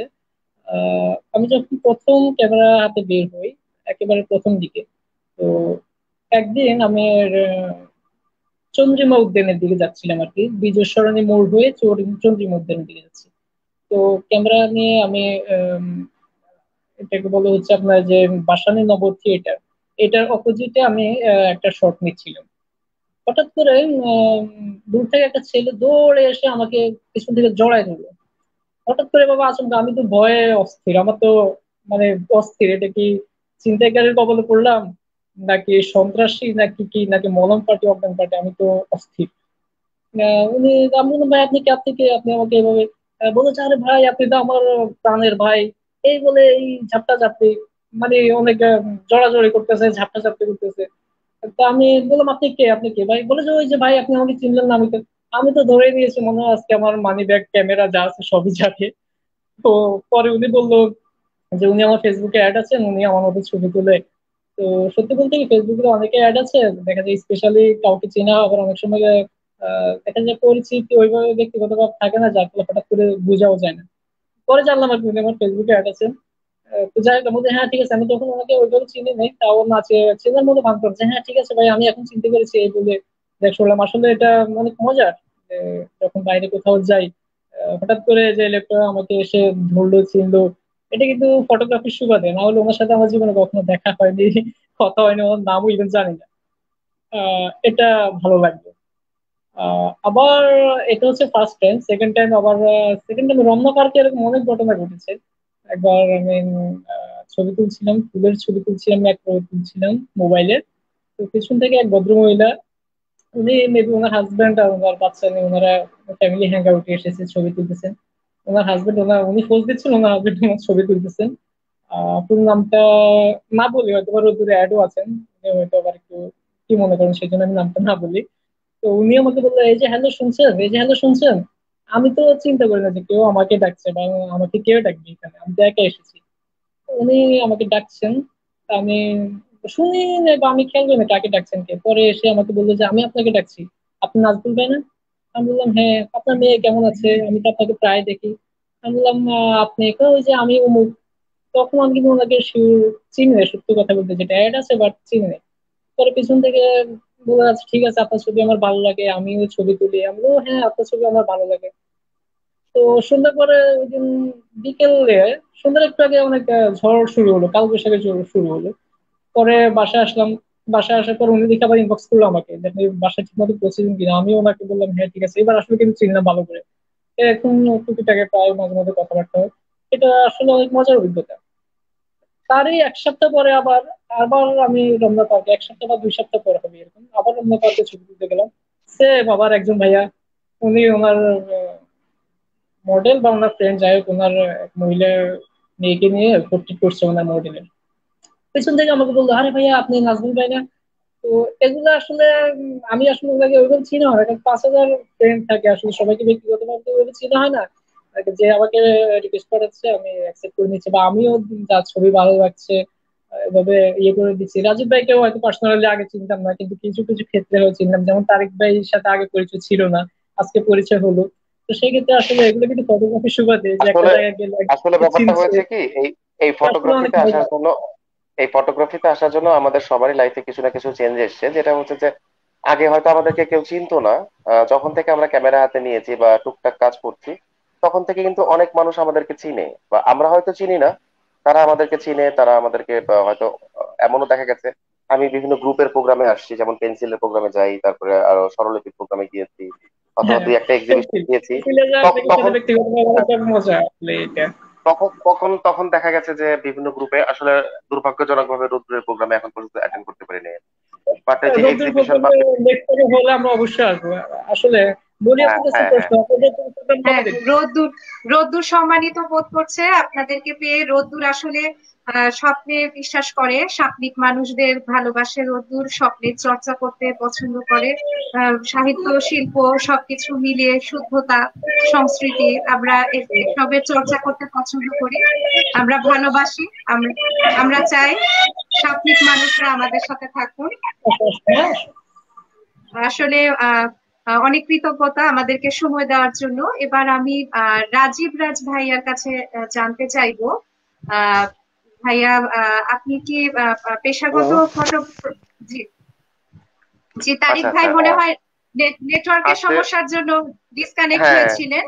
তারিক ভাইকে ফিরে পেয়ে আমরা আবার আনন্দিত বোধ করছি। আমরা ওয়েলকাম ব্যাক রাজীব রাজ তারিক ভাই। ভাইয়া, হ্যাঁ হ্যাঁ, ওয়েলকাম ব্যাক। রাজীব ভাইয়ার কাছে আর কি জানতে চাচ্ছিলাম যে আপনি মানে পেশাগত জীবনে কি অন্য কিছু করেন, নাকি ফটোগ্রাফিটাকে না ভাই, প্রফেশন হিসেবে নিয়েছেন? না, জি। ফটোগ্রাফিটা হচ্ছে আপনি হবি বলতে পারেন, প্যাশন বলতে পারেন। পেশাগত জীবনে একটা সময় জব করতাম, সেলসে কাজ করতাম। এরপরে জবটা ছেড়ে দিয়ে নিজেদের একটা বিজনেস আছে, আই মিন হচ্ছে গ্রোসারি বিজনেস। আপাতত গ্রোসারি বিজনেসে দেখা করছি। Right now I am the proprietor of my shop. So এইটাতে সময় দিতে গিয়ে বেসিক্যালি হয় কি, সকাল 9টা থেকে রাত্রি 9টা 10টা অব্দি সময় দিতে হয় শপে। সো ফটোগ্রাফিটা আমার হ্যাম্পার করছে। এই জন্য গত 4-5 মাস আমি ছবি তুলতে পারছি না। হ্যাঁ, এই জন্য 4-5 মাস তুলতে পারছি না আমি। বাট তারপরেও ইচ্ছা আছে কাজগুলো একটু গুছিয়ে নেওয়ার পরে আবার হয়তো ছবিতে যাবো। কারণ আমরা আসলে হয় কি, যারা ফটোগ্রাফার তাদের হাতে যখন ক্যামেরাটা যায়, আমরা যখন আমাদের চুজেন সাবজেক্টটা পেয়ে যাই, তখন কিন্তু আমাদের মাথায় কোনো কাজ করে না। একজন দর্শককে দেখলাম, উনি কোশ্চেন করলেন ছবি তোলার পিছনের অভিজ্ঞতা বা এরকম কিছু একটা। এমনও হয়েছে আমি একবার ক্যামেরাটা কাঁধে নিয়ে নাজমুল ভাই, আপনি নিশ্চয়ই জানেন 150-600 লেন্সের ওয়েটটা কেমন হবে। ওয়েট আমি কখনো ধরে নেই, আমি সর্বোচ্চ 300 আচ্ছা, পর্যন্ত নিয়েছি। আচ্ছা, আপনার D 7200 + 150-600 এটাতে দেখা যায় যে প্রায় 2-2.5 কেজি ওজন হয়। এই ওজনটা হবে। ক্যামেরাটা হাতে নিয়ে আমি আসলে কোকিলের পিছনে ছুটিলাম, আপনার কোকিলের ছবি তোলার জন্য। তো বেটার প্লেসের জন্য কি হচ্ছে, একটা ওয়ালের উপরে উঠেছি, ওয়াল থেকে আরেকটা ওয়ালে বেয়ে বেয়ে যাচ্ছি। ইন দা মিন টাইম যখন ওয়ালটা ক্রস করব, উপরে যে বিমটা ছিল, বিমটা হাত দিয়ে পুরো শরীরের ভরটা কিন্তু ওইটার উপরে যায়। তো ওইটা ধরে যখন ওয়ালটা ক্রস করতে গেছি, গিয়ে দেখি উপরে 4টা ইট নড়ছে। এখন চিন্তা করলাম যে ইটটাকে যদি জাপতে ধরি, তাহলে আমি ইট সব ওয়াল সব ভেঙে পড়ে যাবো নিচে। বেটার আমি জাম্প করি। আমি জাম্প করলাম, ইটটাও পড়লো। বাট আমার ক্যামেরাটা কিন্তু সেফ ছিল, ক্যামেরাটা বুকের মধ্যে ধরা ছিল এইভাবে। এরপরে হচ্ছে আপনার নিচে এসে পড়লাম, পরে একটা ইটের উপরে পা পড়লো, পাটা পরে পুরো পাটা মচকে গেল। আমি প্রায় 5-6 দিন হাঁটতে পারিনি ঠিক মতো। তো এই হচ্ছে অভিজ্ঞতা। আর আমার লাইফের প্রথম যে অভিজ্ঞতা, সেটা হচ্ছে পাখির ছবি তুলতে গিয়ে আমি পদ্মা নদীতে ডুবে গিয়েছিলাম ক্যামেরা সহ। প্রচন্ড ঠান্ডা ওয়েদার ছিল। ওই দিন ঠান্ডা ওয়েদার ছিল, টেম্পারেচার ছিল প্রায় 7 থেকে 8-এর মতো হবে। আমরা পদ্মা নদীর একটা চরে চলে যাই। বাট ওয়েদার খারাপ হওয়ার জন্য লাইট পাচ্ছিলাম না, কোনো পাখিও পাচ্ছিলাম না। ইন দ্য মিন টাইম একটা পাখি আসে, সেটা হচ্ছে বড় খোপা ডুবুরি। এটা মাইগ্রেটেড বার্ড, শীতে বাংলাদেশে আসে, কয়েক মাস থেকে চলে যায়। একটা পাখি পাই কিন্তু অনেক দূরে। এই পাখিটার জন্য আমরা পানির মধ্যে নেমেছিলাম, একদম বুক পানিতে।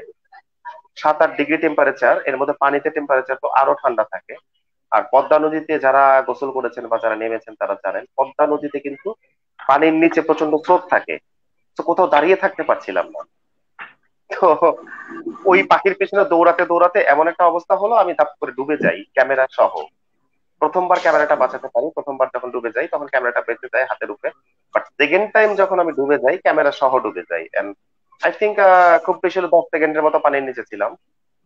তো পুরো লাইফের যা কিছু আছে সব ফ্ল্যাশব্যাকে আসছিল, যে আসলে এই এই করছি লাইফে, বাঁচার আশা ছিল না।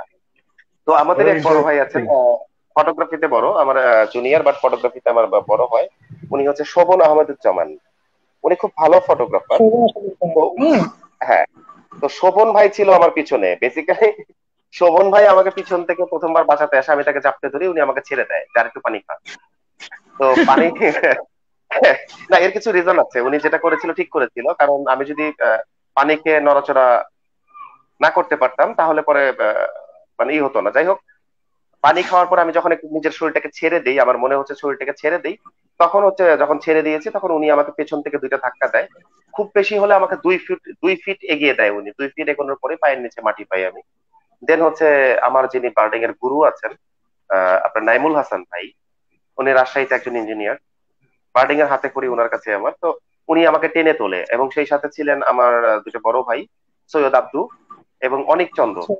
উনারা উনারা আমাকে 4 জন মিলে টেনে তুলে নিয়ে আসে। তো আনার পরে তো বকাঝকা করে প্রচন্ড রকম। বেসিক্যালি এই বার্ডিং এ আসার পর আমি যা কিছু শিখেছি বার্ড ফটোগ্রাফিতে, তার পুরোটাই আমি কৃতিত্ব দিব নাইমুল হাসান দুলা ভাই, উনি আমার গুরু হয়, শোভন ভাই, সৈয়দ আব্দু, তারপরে হচ্ছে অনিক চন্দ্র। এদের শুরু কাছ থেকে করেছেন বলতে আমি এদের কাছ থেকে আমি শুরু করেছেন ফটোগ্রাফির বলতে খুঁটিনাটি চাচ্ছি। এদের কাছ থেকে ফটোগ্রাফির খুঁটিনাটি অনেক কিছু জেনেছি। এদেরকে অনেক খুঁচিয়েছি, খুঁচিয়ে খুঁচিয়ে অনেক কিছু জেনেছি, হয়তো বিরক্তও করেছি প্রচন্ড। এর পাশাপাশি ছিলেন আমাদের রোদ্রের একজন অ্যাডমিন, ছিলেন প্রান্ত আলামিন।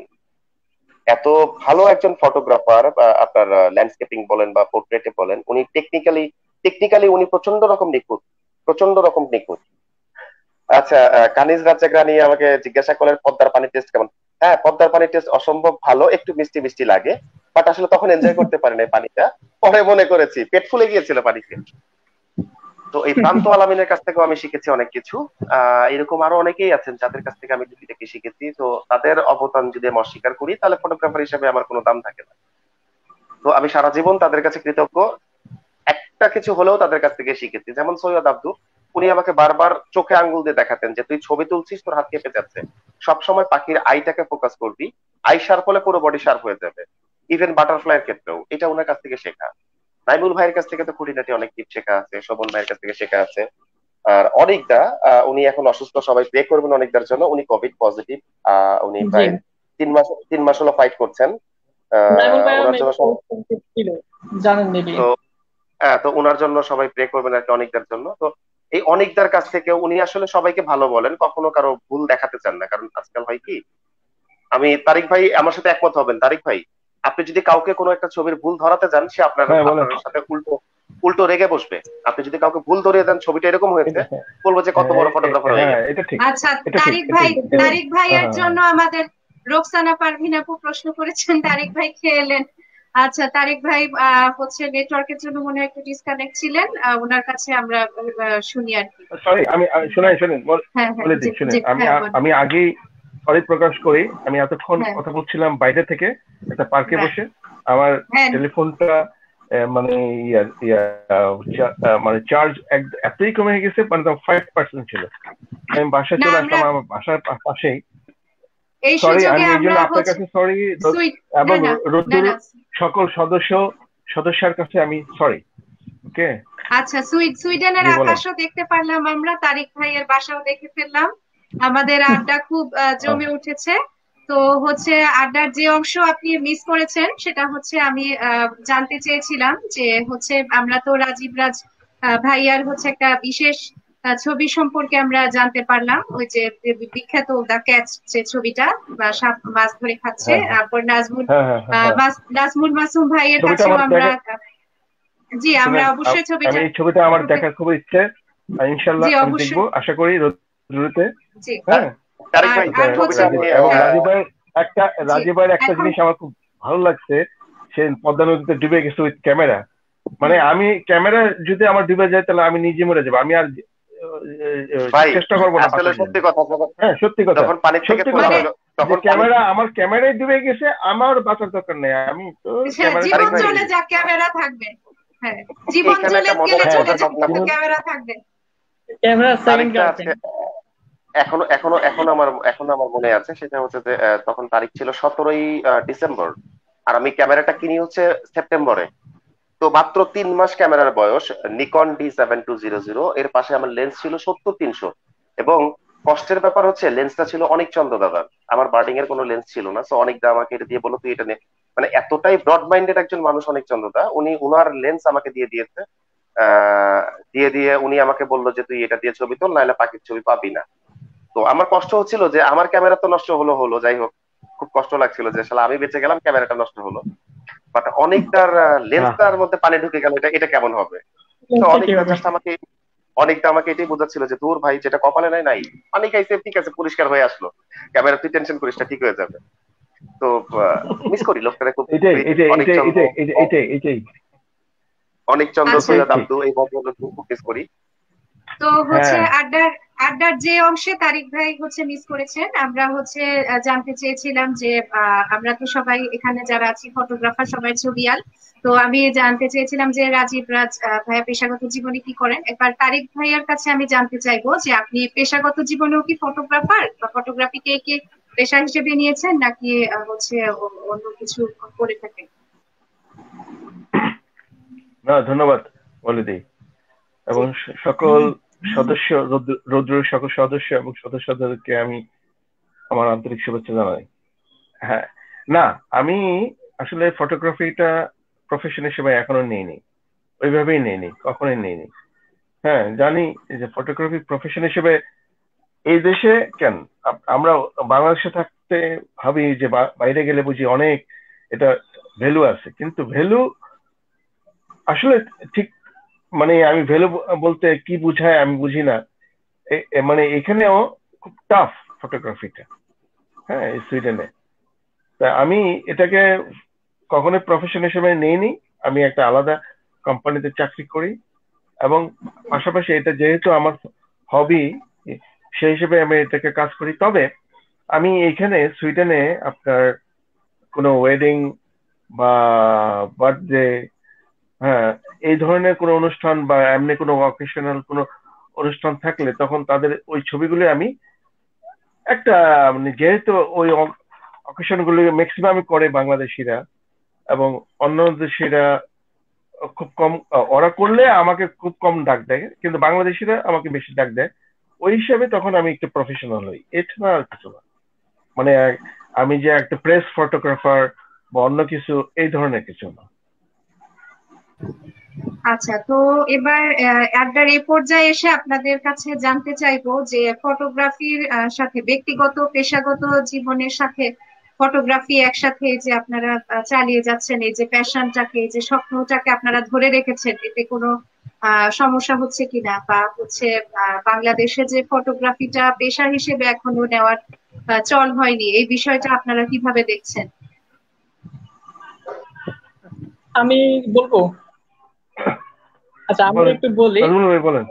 প্রফেশনালি আমিও বলি, আমিও রাজীব ভাইয়ের মতো আমার ফ্যামিলি বিজনেসই দেখি। আর মাঝে মাঝে সপ্তাহে একদিন উইকেন্ড থাকে, ওই দিনে মাঝে মাঝে আমার ছবি তুলতে বের হওয়া। তো মান্থলি আমি 3 দিন বা সর্বোচ্চ 4 দিন বের হই। আর এখন তো আসলে স্মার্টফোনের যুগ, সবার ফোনে স্মার্টফোন, মোবাইল স্মার্টফোন থাকে, স্মার্টফোনের ক্যামেরাটা খুব ভালো। তো আপনি বিশেষ করে যখন স্ট্রিট ফটোগ্রাফি কিংবা লাইফস্টাইল ফটোগ্রাফিতে কিন্তু আপনার ক্যামেরার চাইতে ফোনটা অনেক কমফোর্টেবল আমি মনে করি। কারণ হচ্ছে আপনি স্ট্রিট ফটোগ্রাফির ক্ষেত্রে যেটা হয় কি, আপনার যদি একেবারে লম্বা একটা লেন্স নিয়ে কারোর সামনে দাঁড়ান, যে কেউ ওই যে একটু আগে রাজীব ভাই যেটা বললো যে তারিক ভাইয়ের ক্ষেত্রে যেটা হয়েছে, মারতে আসবে যে আপনি আমার ছবি তুলছেন কেন। সেক্ষেত্রে মোবাইল দিয়ে তোলা কিন্তু অনেক কমফোর্টেবল। তো সেক্ষেত্রে হয় কি, সবসময় ফোন থাকে পকেটে, যখন এরকম কোনো মোমেন্ট থাকে এটা ক্যাচ করা যায় সহজে। আর আরেকটা যেটা ব্যাপার, প্রফেশনালের কথা বললেন আপনি। আজকে আমাদের দেশে কিন্তু আসলে তারিক ভাই যেহেতু সুইডেন থাকেন, উনি কিভাবে দেখেন ওই দেশে কি অবস্থা আমি ঠিক জানি না, কিন্তু আমাদের দেশে কিন্তু প্রফেশনালি এটা আমি মনে করি উম, আমরা তো হয়তো প্রফেশনালি করি না, কিন্তু যারা করেন বা এমনও অনেকে আছেন যে যারা শখের বশে করে কিন্তু এটা অনেকটা প্রফেশনালি আউটপুট পাচ্ছেন। বিশেষ করে আমাদের দেশে আগে যারা লিজেন্ড ছিলেন, প্রবীণরা, তাদের কথা নাই বললাম। এখন অনেক ইয়াং ট্যালেন্টেড ফটোগ্রাফার আছে কিন্তু, যারা প্রথমত শুরু করেছেন ফ্রিল্যান্সিং দিয়ে, কিংবা শুরু করেছেন যে আপনার শখের বসে শুরু করেছেন, কিন্তু কিন্তু আজকাল ওনারা কিন্তু অনেক ভালো করছেন। আমি নাম মেনশন করবো না, কিন্তু অনেকেই এরকম আছেন যে আচ্ছা, আপনার দেশের খ্যাতি ছাড়িয়ে ইন্টারন্যাশনাল পর্যায়ে অনেক ভালো ভালো পুরস্কার নিয়ে আসছেন আমাদের দেশের জন্য। আপনি মনে করেন যে আপনার অনেক ইয়াং নাজমুল ট্যালেন্টেড ভাই, ফটোগ্রাফার আছে যে আমার তারিক এখানে একটা তারিক কথা ভাই, ছিল।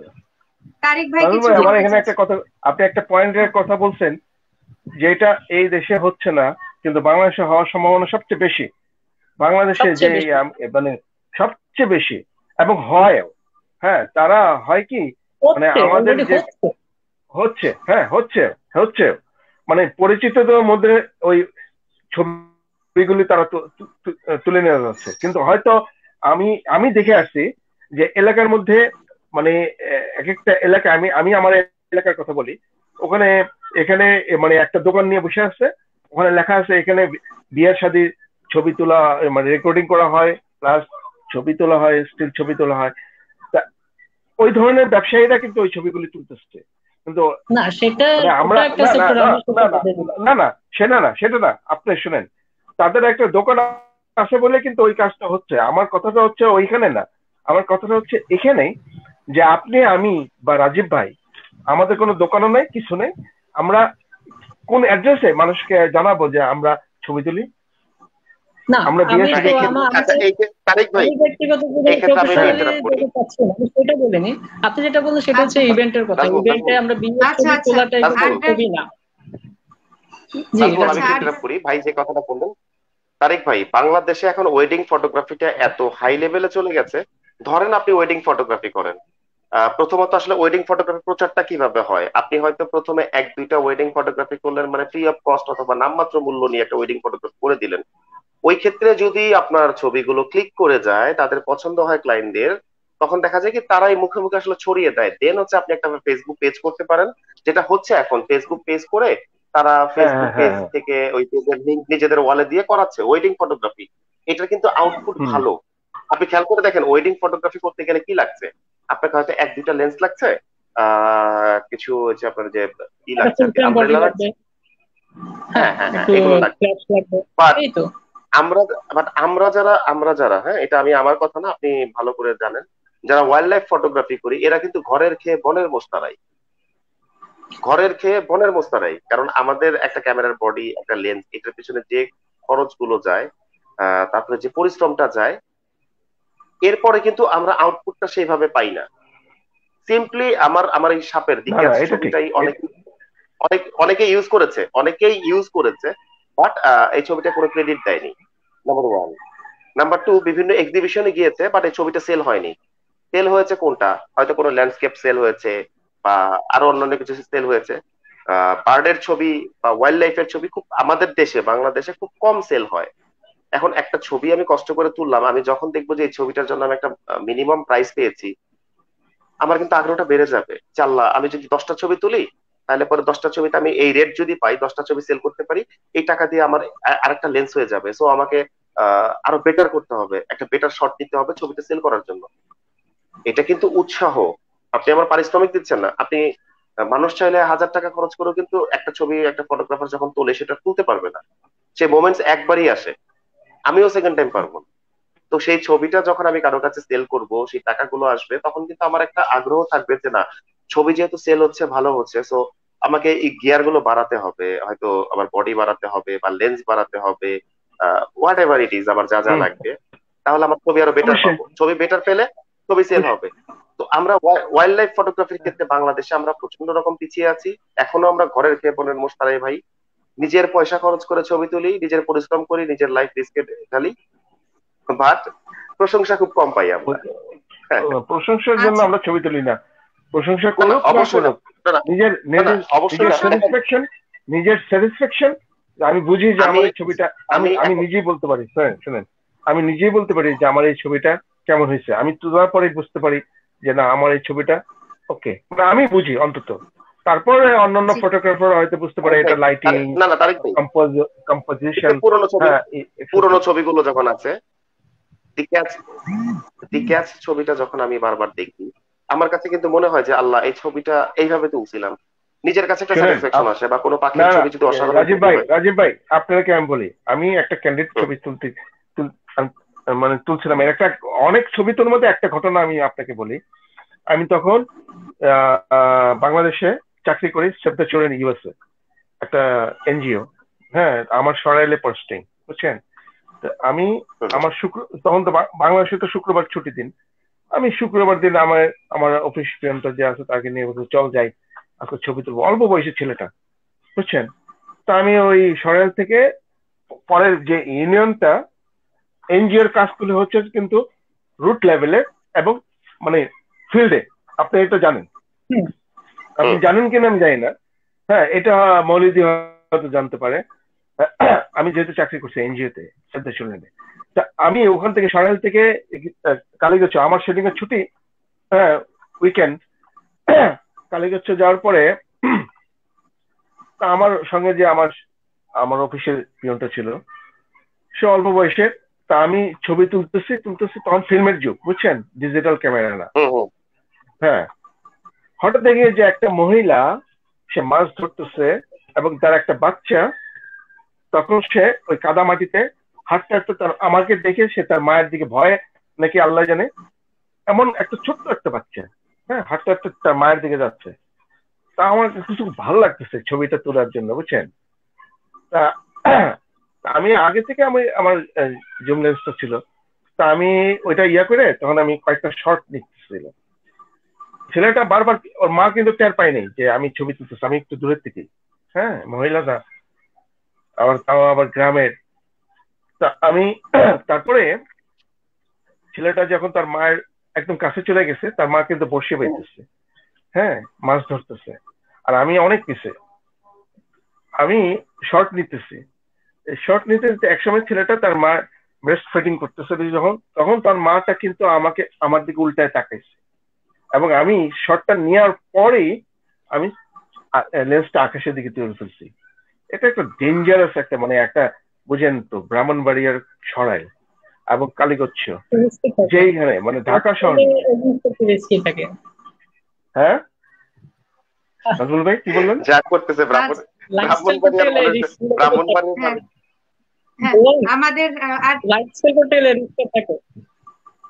আমাদের আড্ডা আসলে জমে উঠেছে, খুব প্রাণবন্ত আলোচনা হচ্ছে, খুব ভালো লাগছে। তো হচ্ছে এ পর্যায়ে এসে আমি দর্শক শ্রোতাদের থেকে কিছু প্রশ্ন নিতে চাচ্ছি আর কি। আমাদের যারা ফটোগ্রাফিতে ইন্টারেস্টেড সেই দর্শক শ্রোতারা যারা দেখছেন, তাদের মধ্যে থেকে কেউ কেউ জানতে চাচ্ছেন যে ফটোগ্রাফির জন্য প্রাতিষ্ঠানিক শিক্ষাটা আসলে কতটুকু জরুরি, বা প্রাতিষ্ঠানিক শিক্ষার সুযোগ কোথায় কোথায় আছে বাংলাদেশে, এটা এই বিষয়ে যদি আপনারা কিছু বলতেন। ফটোগ্রাফির জন্য প্রাতিষ্ঠানিক শিক্ষা এই ব্যাপারে আমি জি তারিক ভাই বলেন। যে না, আমি বলতে চাচ্ছিলাম এই ব্যাপারে প্রাতিষ্ঠানিক শিক্ষার ব্যবস্থা তো অবশ্যই দরকার আছে। আমি A to Z আমি জানবো, কিভাবে জানবো? এটা আমার প্রাতিষ্ঠানিক ছাড়া আমি এটা শিখতে পারবো না। আমি হয়তো ওর কাছ থেকে নিয়ে আমি জানতে পারি, হ্যাঁ, সেটা একরকম শিক্ষা। হ্যাঁ, লিসেন টু লার্ন, যেটা শুনে শিক্ষা। আর আর প্রাতিষ্ঠানিক হলে আমাকে A to Z জানতে হলে আমাকে প্রাতিষ্ঠানিক শিক্ষাটা নেওয়াটা ভালো। যদি আমি ফটোগ্রাফিকে প্রফেশনাল হিসেবে নেই, হ্যাঁ, বা হবি হিসেবেই নেই না কেন, আমি তো জানতে পারছি যে আমার এই ছবিটা কোথায় ফল্ট আছে না আছে। এই ব্যাপারে বাংলাদেশে আমি যতটুকু জানি, আমি যেহেতু ঢাকায় আমার জন্ম, ঢাকায় আমি বড় হয়েছি, আমি ঢাকার ব্যাপারটা বলতে পারি। অন্যান্য জায়গায় হয়তো আমি জানি, যেমন ঢাকা ছাড়া মানে বাংলাদেশে, মানে ঢাকাতে আছে যেমন BPS, একটা বাংলাদেশ ফটোগ্রাফিক সোসাইটি, হ্যাঁ, তারপর পান্থশালায় যেটা পাঠশালা, হ্যাঁ পাঠশালা, হ্যাঁ, ওখান থেকেও তারা শিক্ষা নিতে পারে। হ্যাঁ, এবং আমি দেশের বাইরে অনেক অনেক বছর যাবত তো আমি এতটা আমি বলতে পারবো না এটা বোধহয় রাজীব ভাই বা নাজমুল ভাই বলতে পারবে। এই ক্ষেত্রে আরো আছে বেগার্ড ইনস্টিটিউট,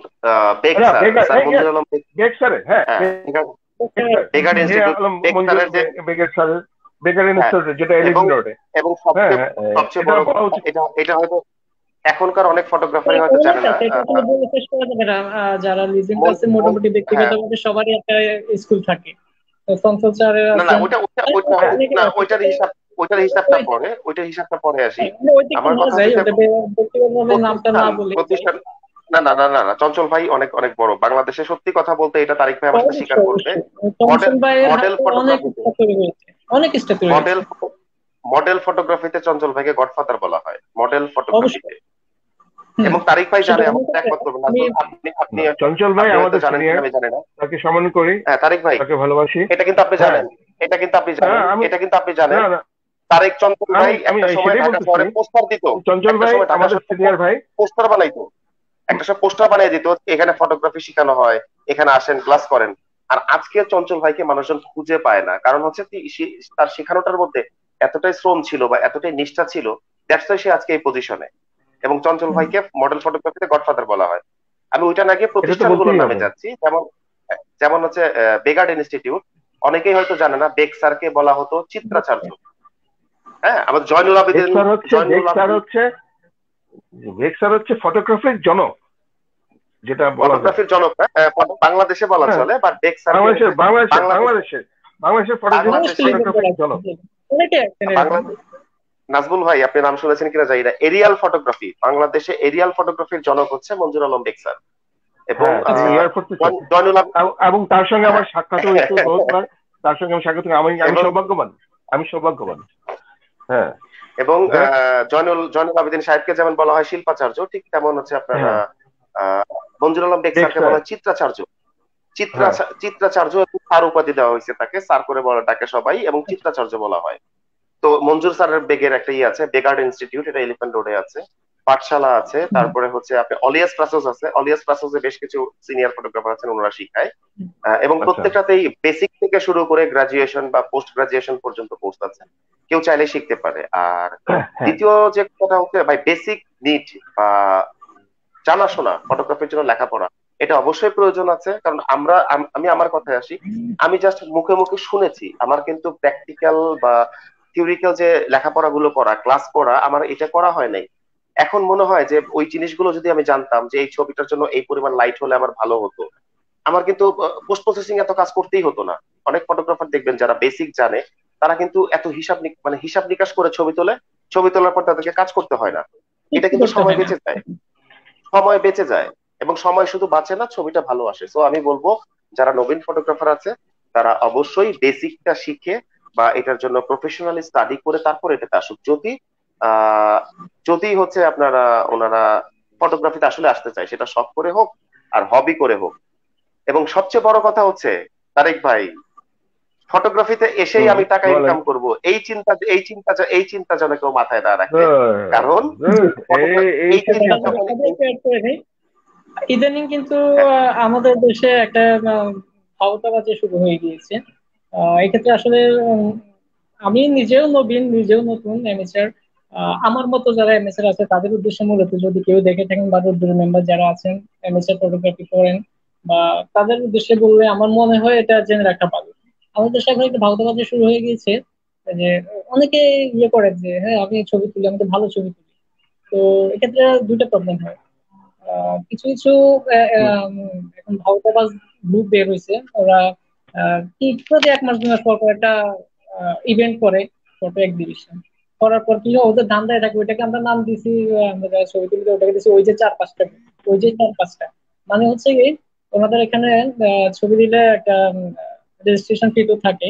তো দেখা যায় কি যে লিমিটেশন থাকে 5টা ছবি সাবমিট করার। তো ওরা কি করে 2 মাস 3 মাস পর পরে দেখা যায় যে গ্যালারি নিতে আচ্ছা নাজমুল ভাই, ভাড়া আমি দিয়ে আমি নাজমুল ভাই, আমি হিসাবটা ক্যালকুলেট করে বুঝিয়ে দিই, ইজি হবে। ধরেন একটা এক্সিবিশন করলেন, ধর আজকে আমি একটা এক্সিবিশন করলাম, আমি ফটোগ্রাফারদেরকে ছবি চাইলাম, এবং আমার এক্সিবিশনে আমি হয়তো 200টা ছবি সিলেক্ট করলাম। 200টা ছবিতে পার ছবি যদি আমি 1000 টাকা করে নিই রেজিস্ট্রেশন ফি, 200টা ছবিতে 2 লাখ টাকা আসছে। এবং এই 200টা ছবি আমি প্রিন্টিং থেকে শুরু করে মানে বাঁধানো পর্যন্ত 200টা ছবিতে আমার সর্বোচ্চ খরচ হবে 30 থেকে 40 হাজার টাকা। হুম 40 হাজার টাকা খরচ করলাম। এরপরে হচ্ছে আমি একটা হয়তো বিগ গ্যালারির একটা গ্যালারি একদিনের জন্য ভাড়া নিলাম, কত দিলাম, 20 হাজার টাকা। সে 60 থেকে 70, আপনি ধরে নেন 1 লাখ টাকা আমি খরচ করলাম এক্সিবিশনের পিছনে। 1 লাখ টাকা জি খরচ করে আমি কিছু সার্টিফিকেট করে দিয়ে দিলাম, কেস দিয়ে দিলাম, এগুলো 1 লাখ টাকায় হয়ে যাবে। সো হুম একদিনের একটা এক্সিবিশন করে আমার 1 লাখ টাকা হয়ে যাচ্ছে। এবং এরা বিভিন্ন নাম দিয়ে, একজন মানুষই 2-3টা গ্রুপের নাম দিয়ে 2-3টা গ্রুপ থেকে প্রতি মাসে 1-2টা করে এক্সিবিশন করে। তো ভাই আপনার কোনো পরিশ্রম নাই, কিছু নাই, ঘরে বসে 1-2 লাখ টাকা ইনকাম করেন। এতে কি হচ্ছে, যারা নবীন না, ফটোগ্রাফার আছে তারা তারা তাদের দেখতেছে অনেক গ্রিক ক্ষতিগ্রস্ত। গ্যালারি, গ্রিক কিভাবে গ্যালারিতে ক্ষতিগ্রস্ত গ্রিক হচ্ছে? গ্রিক জি গ্যালারিতে আমি তাদের বলি ছবি থাকছে। দুইভাবে কিভাবে ক্ষতিগ্রস্ত হচ্ছে তারা। প্রথমত নবীন ফটোগ্রাফাররা যারা এইসব ভাওতাবাজির ইয়েতে করতেছে, তারা মনে করে আরে আমার ছবি ব্লিক গ্যালারিতে, শিল্পকলা একাডেমিতে এক্সিবিটেড হয়ে গেল, আমি আমি এটাই বড় বল- আমি এট- আমি না না আমি এটাই বলতে চাচ্ছিলাম, গ্রিক গ্যালারিতে ছবি যাচ্ছে মানে বড় একটা জায়গায় আমার ছবি এক্সিবিটেড হচ্ছে, দ্যাট মিনস আমার ছবি খুব ভালো হয়ে গেছে। আবার হয়তো আপনাকে আপনার 5টা ছবি চাইলো, 3টা সিলেক্ট করলো, বললো দেখেন আপনি একমাত্র পার্সন যার 3টা ছবি সিলেক্ট হয়েছে, তো আপনি 3টাতেই রেজিস্ট্রেশন করেন। তার কাছ থেকে কিন্তু 3000 টাকা নিয়ে নিল। তখন নবীন ফটোগ্রাফার দেখবে যে আমার 3টা ছবি সিলেক্ট হয়েছে, that means I M a great photographer. এই যে এই যে ব্যাপারগুলো জিনিসটা আছে, এই আসলে ব্যাপার, শেষ, হ্যাঁ, এটা শেষ। মানে ওকে দিয়ে একটা নবীন ফটোগ্রাফি মানে ফটোগ্রাফারের মনে যখন স্যাটিসফ্যাকশন চলে আসে। সো নবীনদের উদ্দেশ্যে এটাই বলবো, আপনারা যারা এক্সিবিশনে যাবেন, আমি নিজেও আমার ফটোগ্রাফির শুরুতে এরকম 1 বা 2টা এক্সিবিশনে ছবি দিয়েছিলাম, বাট এখন আসলে ছবি দেওয়ার ইচ্ছা নাই। তো এই ভুলগুলো থেকে কেন? শিক্ষা নিতে হয়। তো আমাদের আসলে এই জিনিসগুলো কেউ শিখায়নি, আমরা কিন্তু এখন শিখেছি, তো আমরা বলছি। যেমন তারিক ভাই এরকম অনেক কিছু শিখেছে, আমি শিখেছি, নাজমুল সাহেব শিখেছে। তো নবীনদেরকে বলবো ছোটখাটো কোনো গ্রুপে ছবি না দিয়ে বড় কোনো গ্রুপে যদি ছবি দেওয়ার মতোই থাকে সেখানে ছবি দেন, আশা করি ঠকবেন না। আর ছবি যদি সেখানে সিলেক্ট হয়, আপনি দেখবেন আপনি 50টা ছবি দিলে যদি সিলেক্ট হওয়ার মতো হয় একটাই সিলেক্ট হবে, আর সিলেক্ট হওয়ার মতো না হলে কোনোটাই হবে না। আর ওইসব জায়গায় আপনি আমার ছবি একটা দেওয়া কথা মাত্র আছে, সিলেক্ট হয়ে আমার একটা আমার যাবেন। একটা কথা আছে, এটা নবীন আমার সবার জন্য একটা কথা আছে। সেটা হচ্ছে আপনি যে কথাটা বললেন সেই কথার পয়েন্ট থেকে বলতেছে। আপনি যেমন বললেন যে নবীনদের উদ্দেশ্যে আপনি বললেন যে ছবি দাও, আমারও কথা আছে যে নবীন তোমরা ছবি দাও, আমিও ছবি দিব, এরকম ছবি দেবো যে ছবি কথা বলে। অর্থাৎ ছবিটাকে ছবিটাকে কথা বলতে হবে। আমি যে শিরোনামটা দিছি, অবশ্যই। শিরোনামটা যে টাইটেলটা দিছি, আমার টাইটেলের সঙ্গে ছবিটা যেন কথা বলে, এটা আমারও অবশ্যই। কথা, বুঝছেন? হ্যাঁ, তা এই ধরনের যেন ছবি তুলো। হ্যাঁ, এবং তুলবেন আপনারা। হ্যাঁ, আমি নিজেও চেষ্টা করি। অনেক সময় হয় কি, ছবি তোলার সময় কিন্তু টাইটেল নিয়ে ছবি তুলি না, ছবি তুলতে থাকি, টাইটেলটা পরে আসে, তাই না? আচ্ছা, অসংখ্য আমার কাছে ধন্যবাদ। এটা মনে হয়। তো হ্যাঁ, ধন্যবাদ রোদ্দুর আপনাকেও। গ্রুপের দর্শক শ্রোতাদের পক্ষ থেকে আপনাদের উদ্দেশ্যে আমার শেষ প্রশ্ন আজকের, ফটোগ্রাফি নিয়ে আপনাদের ভবিষ্যৎ পরিকল্পনা জানতে চাচ্ছি, এবং হচ্ছে ফটোগ্রাফির সাথে কি সামাজিক দায়বদ্ধতা বা এ ধরনের কোনো কিছু জড়িত আছে কিনা, এই সম্পর্কে যদি আপনারা কিছু বলতেন। আহ, আমি নাজমুল ভাই বলি আপনি শুরু করেন। যে ফটোগ্রাফি, আমি ব্যক্তিগতভাবে বললে ফটোগ্রাফি সম্পর্কে আমার যে ভবিষ্যৎ পরিকল্পনা, আমি এটাকে আসলে আমার মনে হয় না প্রফেশনাল আমার কখনো নেওয়া হবে। আমি শখের বর্ষে শুরু করেছি, শখের বর্ষে করে যাব, আর ফটোগ্রাফিটা শখের বর্ষে করে যাব। আর আমার, হ্যাঁ, সবারই একটা ভবিষ্যৎ পরিকল্পনা থাকে, আশা আকাঙ্ক্ষা থাকে যে ইনশাল্লাহ আমি ভালো কাজ করবো, ভালো ছবি তুলবো। আহ বাংলাদেশের ভালো যে ইভেন্ট গুলো হয় সেগুলোতে আমার ছবি এক্সিবিটেড হবে, কোনো কন্টেস্টে ছবি এক্সিবিট হবে, কন্টেস্ট পুরস্কার পাবো ইনশাল্লাহ। আর বাংলাদেশ সীমানা পেরিয়ে ইনশাল্লাহ ইন্টারন্যাশনাল পর্যায়ে যদি কোনো আম, যেগুলো আসবেন, চেষ্টা করে যাব, চেষ্টা করতে তো দোষ নেই, চেষ্টা করে যাব। আর স্বপ্ন দেখি ইনশাল্লাহ একদিন হয়তো বা পেয়েও যাবো ইনশাল্লাহ। তো ইনশাআল্লাহ। সেটা হচ্ছে, জি, সেটা আমি আশা করে থাকি যে ইনশাল্লাহ ভালো কাজ করবে। এটা হচ্ছে এই অনুপ্রেরণা নিয়ে কাজ করি যে ভালো কাজ করব, ভালো আউটপুট পাবো ইনশাল্লাহ। আর পুরস্কার নিয়ে ইনশাল্লাহ। এখানে আসলে ফিনান্সিয়ালি কিছু চাচ্ছি না, পুরস্কারটা হচ্ছে বড় কথা, যেটা সার্টিফিকেট হচ্ছে বড় কথা। আর প্রাইজ মানি যেটা থাকে এটা আসলে সম্মানী, হ্যাঁ সেটা অবশ্যই। আর সামাজিক দায়বদ্ধতার কথা যেটা বললেন, আমি মনে করি অবশ্যই আছে সামাজিক দায়বদ্ধতা, শুধু ফটোগ্রাফি না, আপনি যে কোনো সেক্টরে থাকেন, যেখানে থাকেন, সামাজিক দায়বদ্ধতা সবার উপরে থাকে। তো আপনি যদি ফটোগ্রাফি সেক্টরে হন, যেখানে আপনি কোনো অসঙ্গতিপূর্ণ কিছু দেখবেন, আপনি যদি মনে করেন হ্যাঁ এখানে যদি আপনার এটা দিয়ে, ফটোগ্রাফি দিয়ে যদি মনে করেন যে আপনার সমাজের জন্য কিছু করা যায়, সেটা করতে পারবেন। আমি যদি বলি একটা উদাহরণ দিই, যে ধরুন আপনার এলাকায় একটা অসঙ্গতি দেখলেন আপনি, আপনি কিন্তু হয়তো বা কোনো সাংবাদিক না, পেশাদার সাংবাদিক না, বাট যেটাকে আমরা ফিলিংস বলি, আপনি ইচ্ছে করলে কিন্তু আহ ওইভাবে কিন্তু এটা তুলে ধরতে পারেন। বা আপনি একটা ছবি, যে কিছু মোমেন্টের জিনিস আপনি ধরে রাখতে পারেন, যে এখানে একটা অসঙ্গতি হচ্ছে, এটা কিন্তু সাংবাদিক সাথে সাথে আসে না কিন্তু, ঠিক। আপনি ইচ্ছা করলে কিন্তু এটা ধরে রাখতে পারেন, এটা হ্যাঁ, ক্যামেরা বন্দি করতে পারেন, যেহেতু সবার হাতে নাজমুল ভাই কথাটা ঠিক ক্যামেরার বলছেন। সাথে না থাকে, পিছনে কোনো এটা মনে করতে পারেন। হ্যাঁ, তো সেটা অবশ্যই। আপনি আমার নিজেও সরাসরি পোস্ট করে, মানে সরাসরি পাবলিশ করতে পারেন। বা আপনি যারা পেশাদার সাংবাদিক আছেন, বা তাদেরকে দিয়েও যদি আপনি এই সংগতি অসঙ্গতির যে মোমেন্ট আছে, ওরা এটা মিস করে গেলে, আপনি এটা ইচ্ছে করলে কিন্তু আমাদেরকে দিয়ে সামাজিক দায়বদ্ধতা যে ব্যাপারটা, সেটা কিন্তু আপনি পালন করতে পারেন, আমি আশা করি। তো শুধু ফটোগ্রাফি না, যে কোনো সেক্টরে আমাদের সবারই সামাজিক দায়বদ্ধতা আছে, এবং আমি মনে করি ফটোগ্রাফি না, শুধু সব সেক্টর থেকে আমাদের সবারই সামাজিক দায়বদ্ধতা, এটা নিষ্ঠার সহিত পালন করা উচিত। তো সেই ক্ষেত্রে আমি যেটা একটা উদাহরণ দিলাম, এভাবে আসলে সম্ভব। সামাজিক দায়বদ্ধতা অবশ্যই আছে, এবং আমরা মনে করি ফটোগ্রাফার, ভালো ফটোগ্রাফার হওয়া চাইতে আগে একজন ভালো মানুষ হওয়া উচিত আমি মনে করি। তাহলে আমি যে একটা ছবি তুলবো, বা আমি একটা ছবি দিয়ে আমি কি মেসেজ দিতে চাচ্ছি, কাউকে দেখাতে চাচ্ছি কি, সেটা ঠিক করতে হবে। যে আমি প্রকৃতি দেখাতে চাচ্ছি, সমাজের অসঙ্গতি দেখাতে চাচ্ছি, বা কি দেখাতে চাচ্ছি, সেটা দিয়ে আমার ছবি দিয়ে কিন্তু আমার ছবি কথা বলবে, যেটা তারিক ভাই বললো, ছবি কথা বলবে। এটা হয় কিন্তু আসলে একটা ছবি দিয়ে অনেক কিছুই হয়। যা এরকম অনেক উদাহরণ আছে, সেটা আসলে বলতে গেলে অনেক বিশদ সময় লাগবে। আমি সংক্ষেপে বললাম যে সামাজিক দায়বদ্ধতা অবশ্যই আছে, আচ্ছা, যারা অসংখ্য ধন্যবাদ। ফটোগ্রাফার অবশ্যই আছে। জি, রোদ্দুর ধন্যবাদ। গ্রুপের শ্রোতা দর্শক সবার পক্ষ থেকে আপনাদেরকে অসংখ্য ধন্যবাদ, আপনাদের মূল্যবান সময় ব্যয় করে এতক্ষণ সময় আমাদেরকে দেওয়ার জন্য। বলে আশা করি বলে জি জি। আচ্ছা, দর্শকদের উদ্দেশ্যে আমার কাছে কথা ছিল। আমি যেহেতু হ্যাঁ হ্যাঁ অবশ্যই। আমি যেহেতু হ্যাঁ হ্যাঁ আমি অবশ্যই। যেহেতু বার্ডিং আমি যেহেতু বার্ডিং করি, ওয়াইল্ড লাইফ ফটোগ্রাফি হ্যাঁ করি, তো জি এই জি। হিসেবে দর্শকদের উদ্দেশ্যে বলা, আমরা যারা জি ওয়াইল্ড লাইফ ফটোগ্রাফার বা বার্ডিং করি, আমাদের সামাজিক দায়বদ্ধতা মনে হয় আর সবার সাথে একটু বেশি। কারণ আমরা যখন নেচারে ছবি তুলতে যাই, আমি দর্শকদের বলছি আপনারা একটু শুনবেন মনোযোগ দিয়ে please। আমরা যখন নেচারে ছবি তুলতে যাই, আপনারা মনে করেন যাচ্ছি পাখির সামনে ওই উল্লো করে ছবি তুলে চলে আসছি। আমরা যখনই কোনো ছবি তুলতে যাই, পাখির হ্যাবিটেট বা কোনো কিছুকে কোনো রকম বিরক্ত বা ক্ষতিগ্রস্ত না করে ছবি তুলে আস্তে আস্তে ওই জায়গা থেকে বের হয়ে আসি। কারণ হচ্ছে পাখিকে ডিস্টার্ব করলে তাদের ব্রিডিং এ সমস্যা হবে, তারা ভয় পাবে, সো পাখির আনাগোনা বাড়বে না। এই একটা কারণ, এটা আমরা করি। 2 নাম্বার, পরিবেশটাকে সুন্দর রাখার চেষ্টা করি। আমরা যত্রতত্র যেখানে সেখানে ময়লা আবর্জনা, যখনই আমরা বার্ডিং করতে যাই, আমাদের কাছে কিন্তু খাবার বা পানিপত্র যাই থাকুক এগুলো সব আমরা আমাদের ব্যাগে ভরে ফেলি। এগুলো মাটিতে ফেলি না, কারণ জায়গাটাকে নোংরা করি না। পরিবেশ নোংরা হলে পাখি সেখানে থাকবে না। আপনাকে সিম্পল একটা উদাহরণ দিতে পারি। আজকে বাংলাদেশে প্রায় 30 বছরের উপরে কোন রকম আসে না, আরে নামটা আমি ভুলে গেছে একটা পাখির, আরে লম্বা করে ফ্লেমিঙ্গো, ইয়াস, ফ্লেমিঙ্গো আসে না। গত 2 বছর আগে যমুনা নদীতে 5টা ফ্লেমিঙ্গো আসে এবং 5টা ফ্লেমিঙ্গোকে মেরে ফেলা হয়। ওই বছর যদি 5টা ফ্লেমিঙ্গোকে মারা না হতো, আই থিঙ্ক পরের বছর আবার ফ্লেমিঙ্গো আসতো। অথচ দেখেন পাশের দেশ ইন্ডিয়াতে হাজার হাজার ফ্লেমিঙ্গো থাকে। এই একটা কারণ। 2 নাম্বার, প্রতি বছর শীতে আমাদের দেশে হাজার হাজার না লাখ লাখ মাইগ্রেটেড বলতে পাখি। হাঁস আসে। বিভিন্ন রকম অতিথি পাখির মধ্যে হাঁস আসে। আমরা কি করি, এই লোভী যারা, স্পেশালি প্লিজ এটাকে কেউ পার্সোনালি নেবেন না, যারা একটু রিচ টাইপের, তারা 2 টাকার জিনিস 20 টাকা করে হলে পরেও আমাকে ওই হাঁস খেতে হবে, বিকজ সাইবেরিয়া হাঁস থেকে খেতে। আসছে। আমাকে বালি হাঁসটা খেতে হবে, পাতি হাঁসটা খেতে হবে। ভাই কেন খেতে হবে আমাকে? ওরা বাংলাদেশে আসছে, মানে ওরা আমাদের গেস্ট। আপনার বাসায় যদি একজন গেস্ট আসে, আপনি কি তাকে মেরে কেটে খেয়ে ফেলবেন? অবশ্যই ফেলবেন না।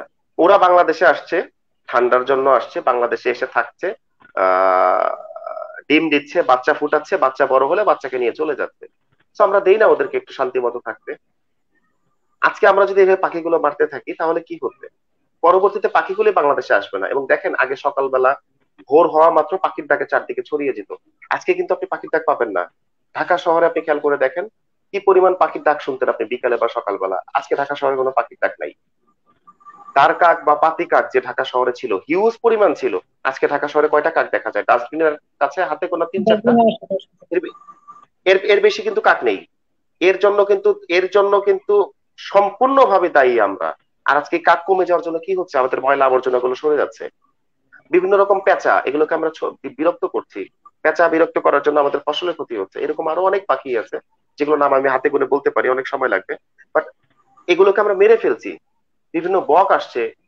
চামচঠুঁটি নামে একটা বক দীর্ঘ 27 বছর পর গত বছর আপনার রাজশাহীতে দেখা যায়, কেরানীগঞ্জে দেখা যায় চামচঠুঁটি। 27 বছর পর। এই পাখি কেন 27 বছর পর আসবে?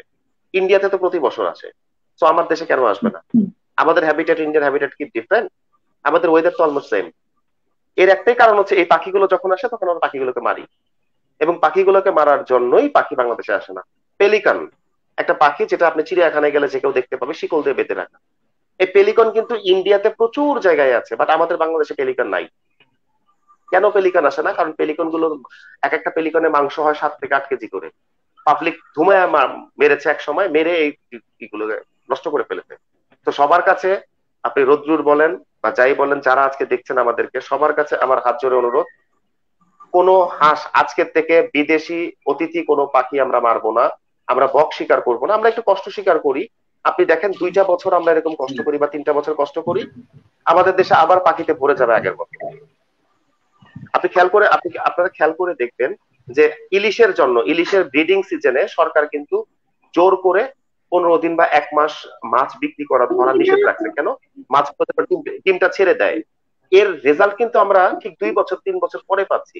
আমাদের দেশে কিন্তু আজকে ইলিশের সংখ্যা অনেক বেশি বেড়ে গেছে। আমরা যদি মা ইলিশ গুলোকে ধরতাম ওইভাবে নিয়ম করে বাঁধা না হতো, এই জন্য কিন্তু হতো না। আর আপনাদের সবার অবগতির জন্য জানাচ্ছি, এখন বাংলাদেশে নতুন আইন হয়েছে, পাখি শিকার করলে, কেউ যদি পাখি শিকার করে সেটা প্রুফ সহ তাকে ধরিয়ে দেওয়া যায়, তার কিন্তু সশ্রম কারাদণ্ড আছে এবং জরিমানাও আছে। তো পাখি শিকার থেকে সাবধান। আর আপনাদের কাছে অনুরোধ, কেউ যদি পাখি শিকার করে সেটার ছবি তুলে তার এভিডেন্স সহ, বা কাউকে যদি ফেসবুকে দেখেন সে পাখি শিকার করে বন্দুক উঁচিয়ে দাঁড়িয়ে ছবি দিচ্ছে, সেগুলো লিঙ্ক সহ আপনারা বিভিন্ন প্রশাসনের কাছে জমা দিতে পারেন। তারা তার এগেন্সটে ব্যবসা নিবে, মানে ব্যবস্থা নিবে। তো সবার এটা কিন্তু কাছে সামাজিক একটা অনুরোধ। যোগাযোগের মধ্যে পড়ে। হ্যাঁ, অবশ্যই, আমি তো আমার সেটাই আমার বললাম। একটা কথা ছিল, এবং আমরা পরিবেশে আমার একটা কথা ছিল। ভাই, sure। রাজীব ভাই শেষ, আপনার শেষ, আপনি শেষ হলে আমি বলবো। হ্যাঁ, মোটামুটি অনুষ্ঠান যেহেতু শেষ পর্যায়ে। হ্যাঁ, তারিখ বল। হ্যাঁ তো ধন্যবাদ। সবার কাছে অনুরোধ, তারিক ভাই, মৌলি এবং নাজমুল সাহেব, আপনাদের সবার থ্রুতে দর্শকদের কাছে অনুরোধ, পাখি শিকার করবেন না না, পরিবেশকে নোংরা করবেন না, যত্রতত্র একদমই বিভিন্ন ঠিক। ময়লা ফেলবেন না। প্রয়োজনে আপনার পকেট আছে ভাই, চুইংগাম খাবেন, বাইরে ফেলতে হবে, জি পকেটের মধ্যে ভরে ফেলেন, একটা টিস্যু দিয়ে পেঁচে পকেটে ভরেন, ডাস্টবিনে ফেলেন। শুনেন পানির বোতল খাইছেন, রাজীব ভাই, পানির বোতলটা চ্যাপটা করে পকেটে ভরেন বা সাইডে ব্যাগে ভরেন। দেখেন তো এটা এখন বলে আমি বক্তব্য শেষ করছি আজকের মতো। আপনার কথা একদমই ঠিক, আপনার কথা আমি হ্যাঁ, সমর্থন করি। পাখি শিকার করবেন না, পরিবেশকে বজায় রাখেন। এই যে এখন এই করোনার কারণে, করোনা আমাদের জন্য খারাপ, এটা আমরা মানি। আমাদের খারাপ মানে কি, চরম খারাপ। হ্যাঁ, আমাদের একদম প্রকৃতির জন্য অর্থনৈতিক ব্লেসিং, জীবন, হ্যাঁ কিন্তু প্রকৃতির জন্য একটা ব্লেসিং হিসেবে এসেছে। হ্যাঁ প্রকৃতির জন্য ব্লেসিং, ইয়েস জি অ্যাবসলিউটলি রাইট। কিন্তু সরি এটা আমি আমাদের ইন্টারাপ্ট করছি, শিক্ষা দিচ্ছে, আপনি যে কথাটা আপনি বললেন। আপনি আপনি ব্লেসিং কেন বলবেন? আমরা মানুষ এতটাই মানে খারাপ জাতি, কক্সবাজারে ডলফিন দেখা গেছে, 5টা ডলফিনকে পিটিয়ে মারছি আমরা এই করোনার মধ্যে। জি বহু বছর পরে কক্সবাজারে ডলফিন দেখা গেছে, 4-5টা ডলফিন আসছিল, 4-5টাকে পিটিয়ে মেরে ফেলছে। তো আমরা কেমন জাতি আপনি চিন্তা করেন, না এর চেয়ে আমি লজ্জা কি সেটাই, থাকতে পারে? এর এটাই জন্য বলছি আসলে যে কঠোর আইন আইন প্রণয়ন করা দরকার। তো আমরা যারা আমাদের শিল্পী সাহিত্য, আমাদের হ্যাঁ আমাদের আমাদের দেশের মানুষ, আমাদের সবাইকে এটাই মানতে হবে যে আমরা যে কাজটাই করি, কাজ তো কাজই। হ্যাঁ, আমরা বিদেশে যে অনেক রকম কাজ করতে পারি, কিন্তু দেশে কেন করব না? অবশ্যই দেশের এই এটাই এই অবস্থাটা অন্যরকম, হয়তো অর্থনৈতিক কারণে হইতে পারে, বিদেশে হয়তো একটু বেশি পয়সা, আমি ওই প্রসঙ্গে যাব না। কিন্তু আমার কথা হচ্ছে পরিবেশকে আমাদেরকে করতে হবে, মানে রক্ষা করতে হবে, এটা যেভাবেই হোক। হ্যাঁ, এখন তো ধরেন একসময় ঢাকা শহরে অনেক গাছালি ছিল, এখন তো সেরকম। আমি তো অনেক বছর যাবত দেশের বাইরে, তারপর আমি যখন ছিলাম দেশে তখনও আমি দেখি নাই, তখনও আমি গাছগাছালি দেখি নাই, বুঝছেন না? একদম অন্যরকম হয়ে গেছে। আমার আমার দর্শকদের উদ্দেশ্যে আমার এইটুকু কথা যে সামাজিক যে দায়বদ্ধতার কথা বলা হয়েছে, এখানে আমি মনে করি সমাজে যে কোনো ঘটনা ঘটুক, এটা আমি তুলতে পারি, অসুবিধা কি? আমি একজন প্রেস ফটোগ্রাফার না, তাতে কি হয়েছে? আমি একটা এভিডেন্সের জন্য এই জিনিসটা তুলে রাখি। হ্যাঁ, একটা ঘটনা ঘটছে, এই জিনিসটা আমি তুলে রাখি, অসুবিধা কি? যেহেতু আমাদের সমাজে যে ক্যামেরা থাকতে হবে তা না, আমাদের মোবাইল দিয়ে আমরা অনেক ছবি তুলতে পারি, এটাও আমি বলি। হ্যাঁ, মোবাইল দিয়ে আমরা অনেক ধরনের ছবি তুলতে পারি এবং তুলছেও। আমার ক্যামেরা নাই, তাতে কি হয়েছে? আমি মোবাইল দিয়ে আগে ট্রাই করি। হ্যাঁ, আমার জি দর্শকদের উদ্দেশ্য যে আপনারা ছবি তুলেন, ভালো ভালো ছবি তোলেন, যে ছবি কথা বলে, এবং এই ছবিগুলি আপনি আমাদেরকে দেখার সুযোগ দিন। জি আসলে হচ্ছে ঠিক ফটোগ্রাফি আছে, থেকে এটাই আমাদের আমি আড্ডা আসলে বহুমাত্রিক পর্যায়ে পৌঁছে গেল। আমরা যারা শিল্প সাহিত্য সৃষ্টি বা যারা স্বপ্নচারী মানুষ, যারা আমরা প্যাশন নিয়ে কাজ করছি, সবাই আসলে আমরা সচেতন থাকবো এবং হচ্ছে আশা করি আজকের এই আড্ডার পরে আমরা পাখি মারবো না এবং প্রকৃতির প্রতি আমরা আরেকটু যত্নশীল হব। কারণ যারা ছবি তোলেন তারা যেমন অনেকটা সময় ব্যয় করেন এবং পাখি এবং পশুদের হচ্ছে ব্রিডিং বা তাদের লিভিং প্লেস সেগুলোকে তাদেরকে বিরক্ত না করে ঘন্টার পর ঘন্টা তারা দাঁড়িয়ে থেকে কষ্ট করে ছবিগুলো তোলেন। এবং ওয়াইল্ড লাইফ ফটোগ্রাফির সাথে যিনি জড়িত রাজীব রাজ, ওনার কাছে আমরা জানতে পারলাম যে আসলে এই প্রাণীগুলো বিলুপ্ত হয়ে যাচ্ছে। তো আমরা এই বিষয়ে হ্যাঁ আমরা অবশ্যই সচেতন থাকবো।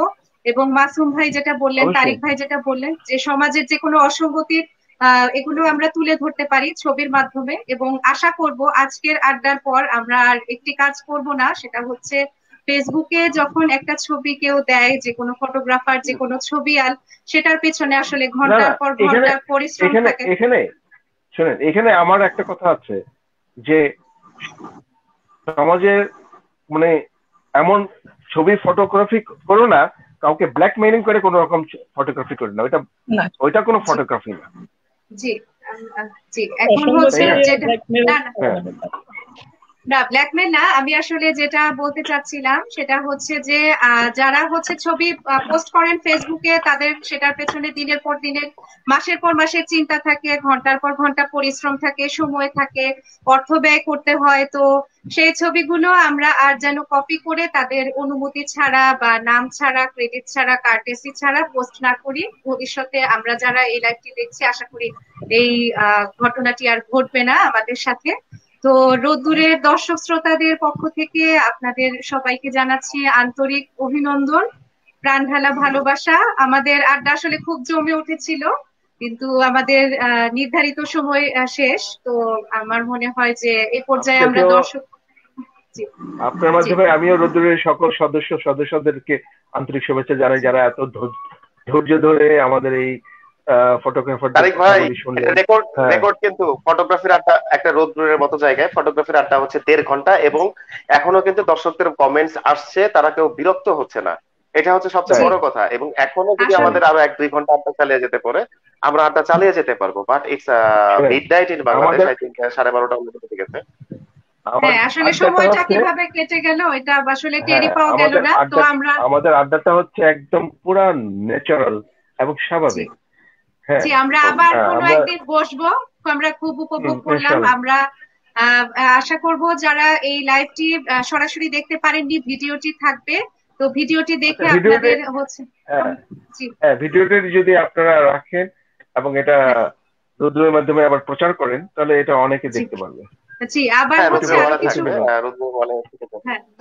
দর্শক শ্রোতাদের মনে আরো অনেক প্রশ্ন আসবে, সেই প্রশ্নগুলো আবার সংগ্রহ করে আবার আমরা অদূর ভবিষ্যতে এই আড্ডা আবার আয়োজন। আমাদের লাইভের যে লিংকটা থাকবে পেজে, এইখানে দর্শকরা চাইলে তারিক ভাই আছে, নাজমুল ভাই আছে, আমি আছি, আমাদেরকে কোশ্চেন করতে পারে, মেনশন করলে যে কোনো ব্যাপারে আমরা সেই কোশ্চেনের যথাযথ আনসার দেওয়ার চেষ্টা করব। আর অলরেডি যে কোশ্চেনগুলো হয়ে গেছে, যেগুলো আমরা আনসার দিতে পারিনি, সেগুলোর আমরা আনসার দিয়ে দিব। তো আজকের মতো আশা করি তারিক ভাই, নাজমুল সাহেব, মৌলি, আজকের মতো মনে হয় আল্লাহ হাফেজ বলা উচিত সবাইকে, কারণ আরেকটু পর দর্শকরা হয়তো বিরক্ত হয়ে যাবে। তো আমি আমার দর্শকদের উদ্দেশ্যে আমার একটা স্যালুট, তারা এত ধৈর্য ধরে আমাদের কথাগুলি শুনলেন। হ্যাঁ, আপনারা ভালো থাকেন, নিরাপদে থাকেন, সবাই সুস্থ থাকেন। জি, নাজমুল ভাই কিছু বলবেন তাহলে? মলি আপুকে ধন্যবাদ, তারিক ভাই বলছে, রাজীব ভাই, অনেক সবার সাথে ভালো লাগলো আড্ডা দিয়ে। মলি আপু অনেক ধন্যবাদ। আর মলি আপুর মাধ্যমে রোদ্দুরের সদস্যরা যারা আছেন সবার সাথে আজকে আসলাম, কথাবার্তা বললাম। তো সেক্ষেত্রে আমি আসলে ফার্স্ট টাইম কথা বললাম, তো সেক্ষেত্রে যদি কোনো ভুল ত্রুটি হয়ে থাকে সেটা আসলে ক্ষমা সুন্দর দৃষ্টিতে দেখবেন। আর যেটা বললাম ইনশাল্লাহ কিছু গঠনমূলক কথাবার্তা বলেছেন রাজীব ভাই, আমরা ইনশাল্লাহ আশা করবো এটা আমরা মেনে চলার চেষ্টা করবো, আমাদের নিজেদের জন্য, আমাদের পরবর্তী ভবিষ্যতের জন্য, ভবিষ্যৎ প্রজন্মের জন্য, আমাদের সুন্দর একটা দেশ গঠন করার জন্য। কারণ আমরা যদি এখন থেকে যদি জি আমরা একজন করে যদি চেঞ্জ হই, তাহলে কিন্তু আস্তে আস্তে চেঞ্জটা হয়ে যাবে। জি, আমি থেকে শুরু করি না, আমি থেকে শুরু করি, আমি আমাকে বদলাই, আমি নিজে বদলালে দেশ বদলাবে। জি, আমি বদলালে নিজে সবার উদ্দেশ্যে আমার একটাই কথা, সবার উদ্দেশ্যে অন্তত এইটুকু আমরা রক্ষা করি, আমরা যেখানে সেখানে সবকিছু ফেলবো না, নির্দিষ্ট একটা জায়গায় চলি। এবং তারিক ভাই, আপনি নিজে অবাক হবেন, মৌলি আপনি নিজেও শুনলে অবাক হবেন, বা দর্শকরা হয়তো অনেকে অবাক হবে যারা রাজশাহীর না, তারা হয়তো জানে না। রাজশাহীতে যারা বার্নিং করতে যায়, পদ্মা নদীতে একটা সিঙ্গেল ট্রাশ পর্যন্ত ফেলা নিষেধ। প্রত্যেকটা নৌকার মধ্যে আপনার ট্রাশ বক্স আছে, আপনি যা খাবেন, যা কিছু আমাদের খেতে হয়, কারণ সারাদিন রোদের মধ্যে ঘুরি, প্রচুর পরিশ্রম করি। তো আমাদের যাই কিছু খাবার টাবার থাকে একটা পলিথিনের মধ্যে ভরি ভরে ওই ট্রাশের মধ্যে ফেলি। ইভেন চরের মধ্যে যখন আমরা নামি, খাবার সাথে নিয়ে গেলে খাবার খেয়ে পলিথিনে ভরে রাখি, নৌকায় এসে সেটা আবার নৌকার ট্রাশ বক্সে ফেলি। তো পদ্মার মধ্যে একটা সিঙ্গেল ময়লাও ফেলতে দিই না আমরা। এটাই আর কি।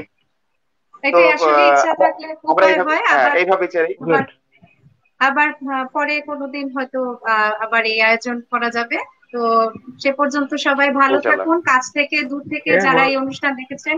জি, ওকে, সবাই ভালো থাকুন। জি, শুভরাত্রি, ভালোবাসি রোদ্দুর। সবাইকে আপনাকে ধন্যবাদ এবং শুভরাত্রি। ধন্যবাদ সবাইকে, সবাই রোদ্দুরের সাথে থাকবেন। ধন্যবাদ সবাইকে। ধন্যবাদ। আল্লাহ হাফেজ, শুভরাত্রি।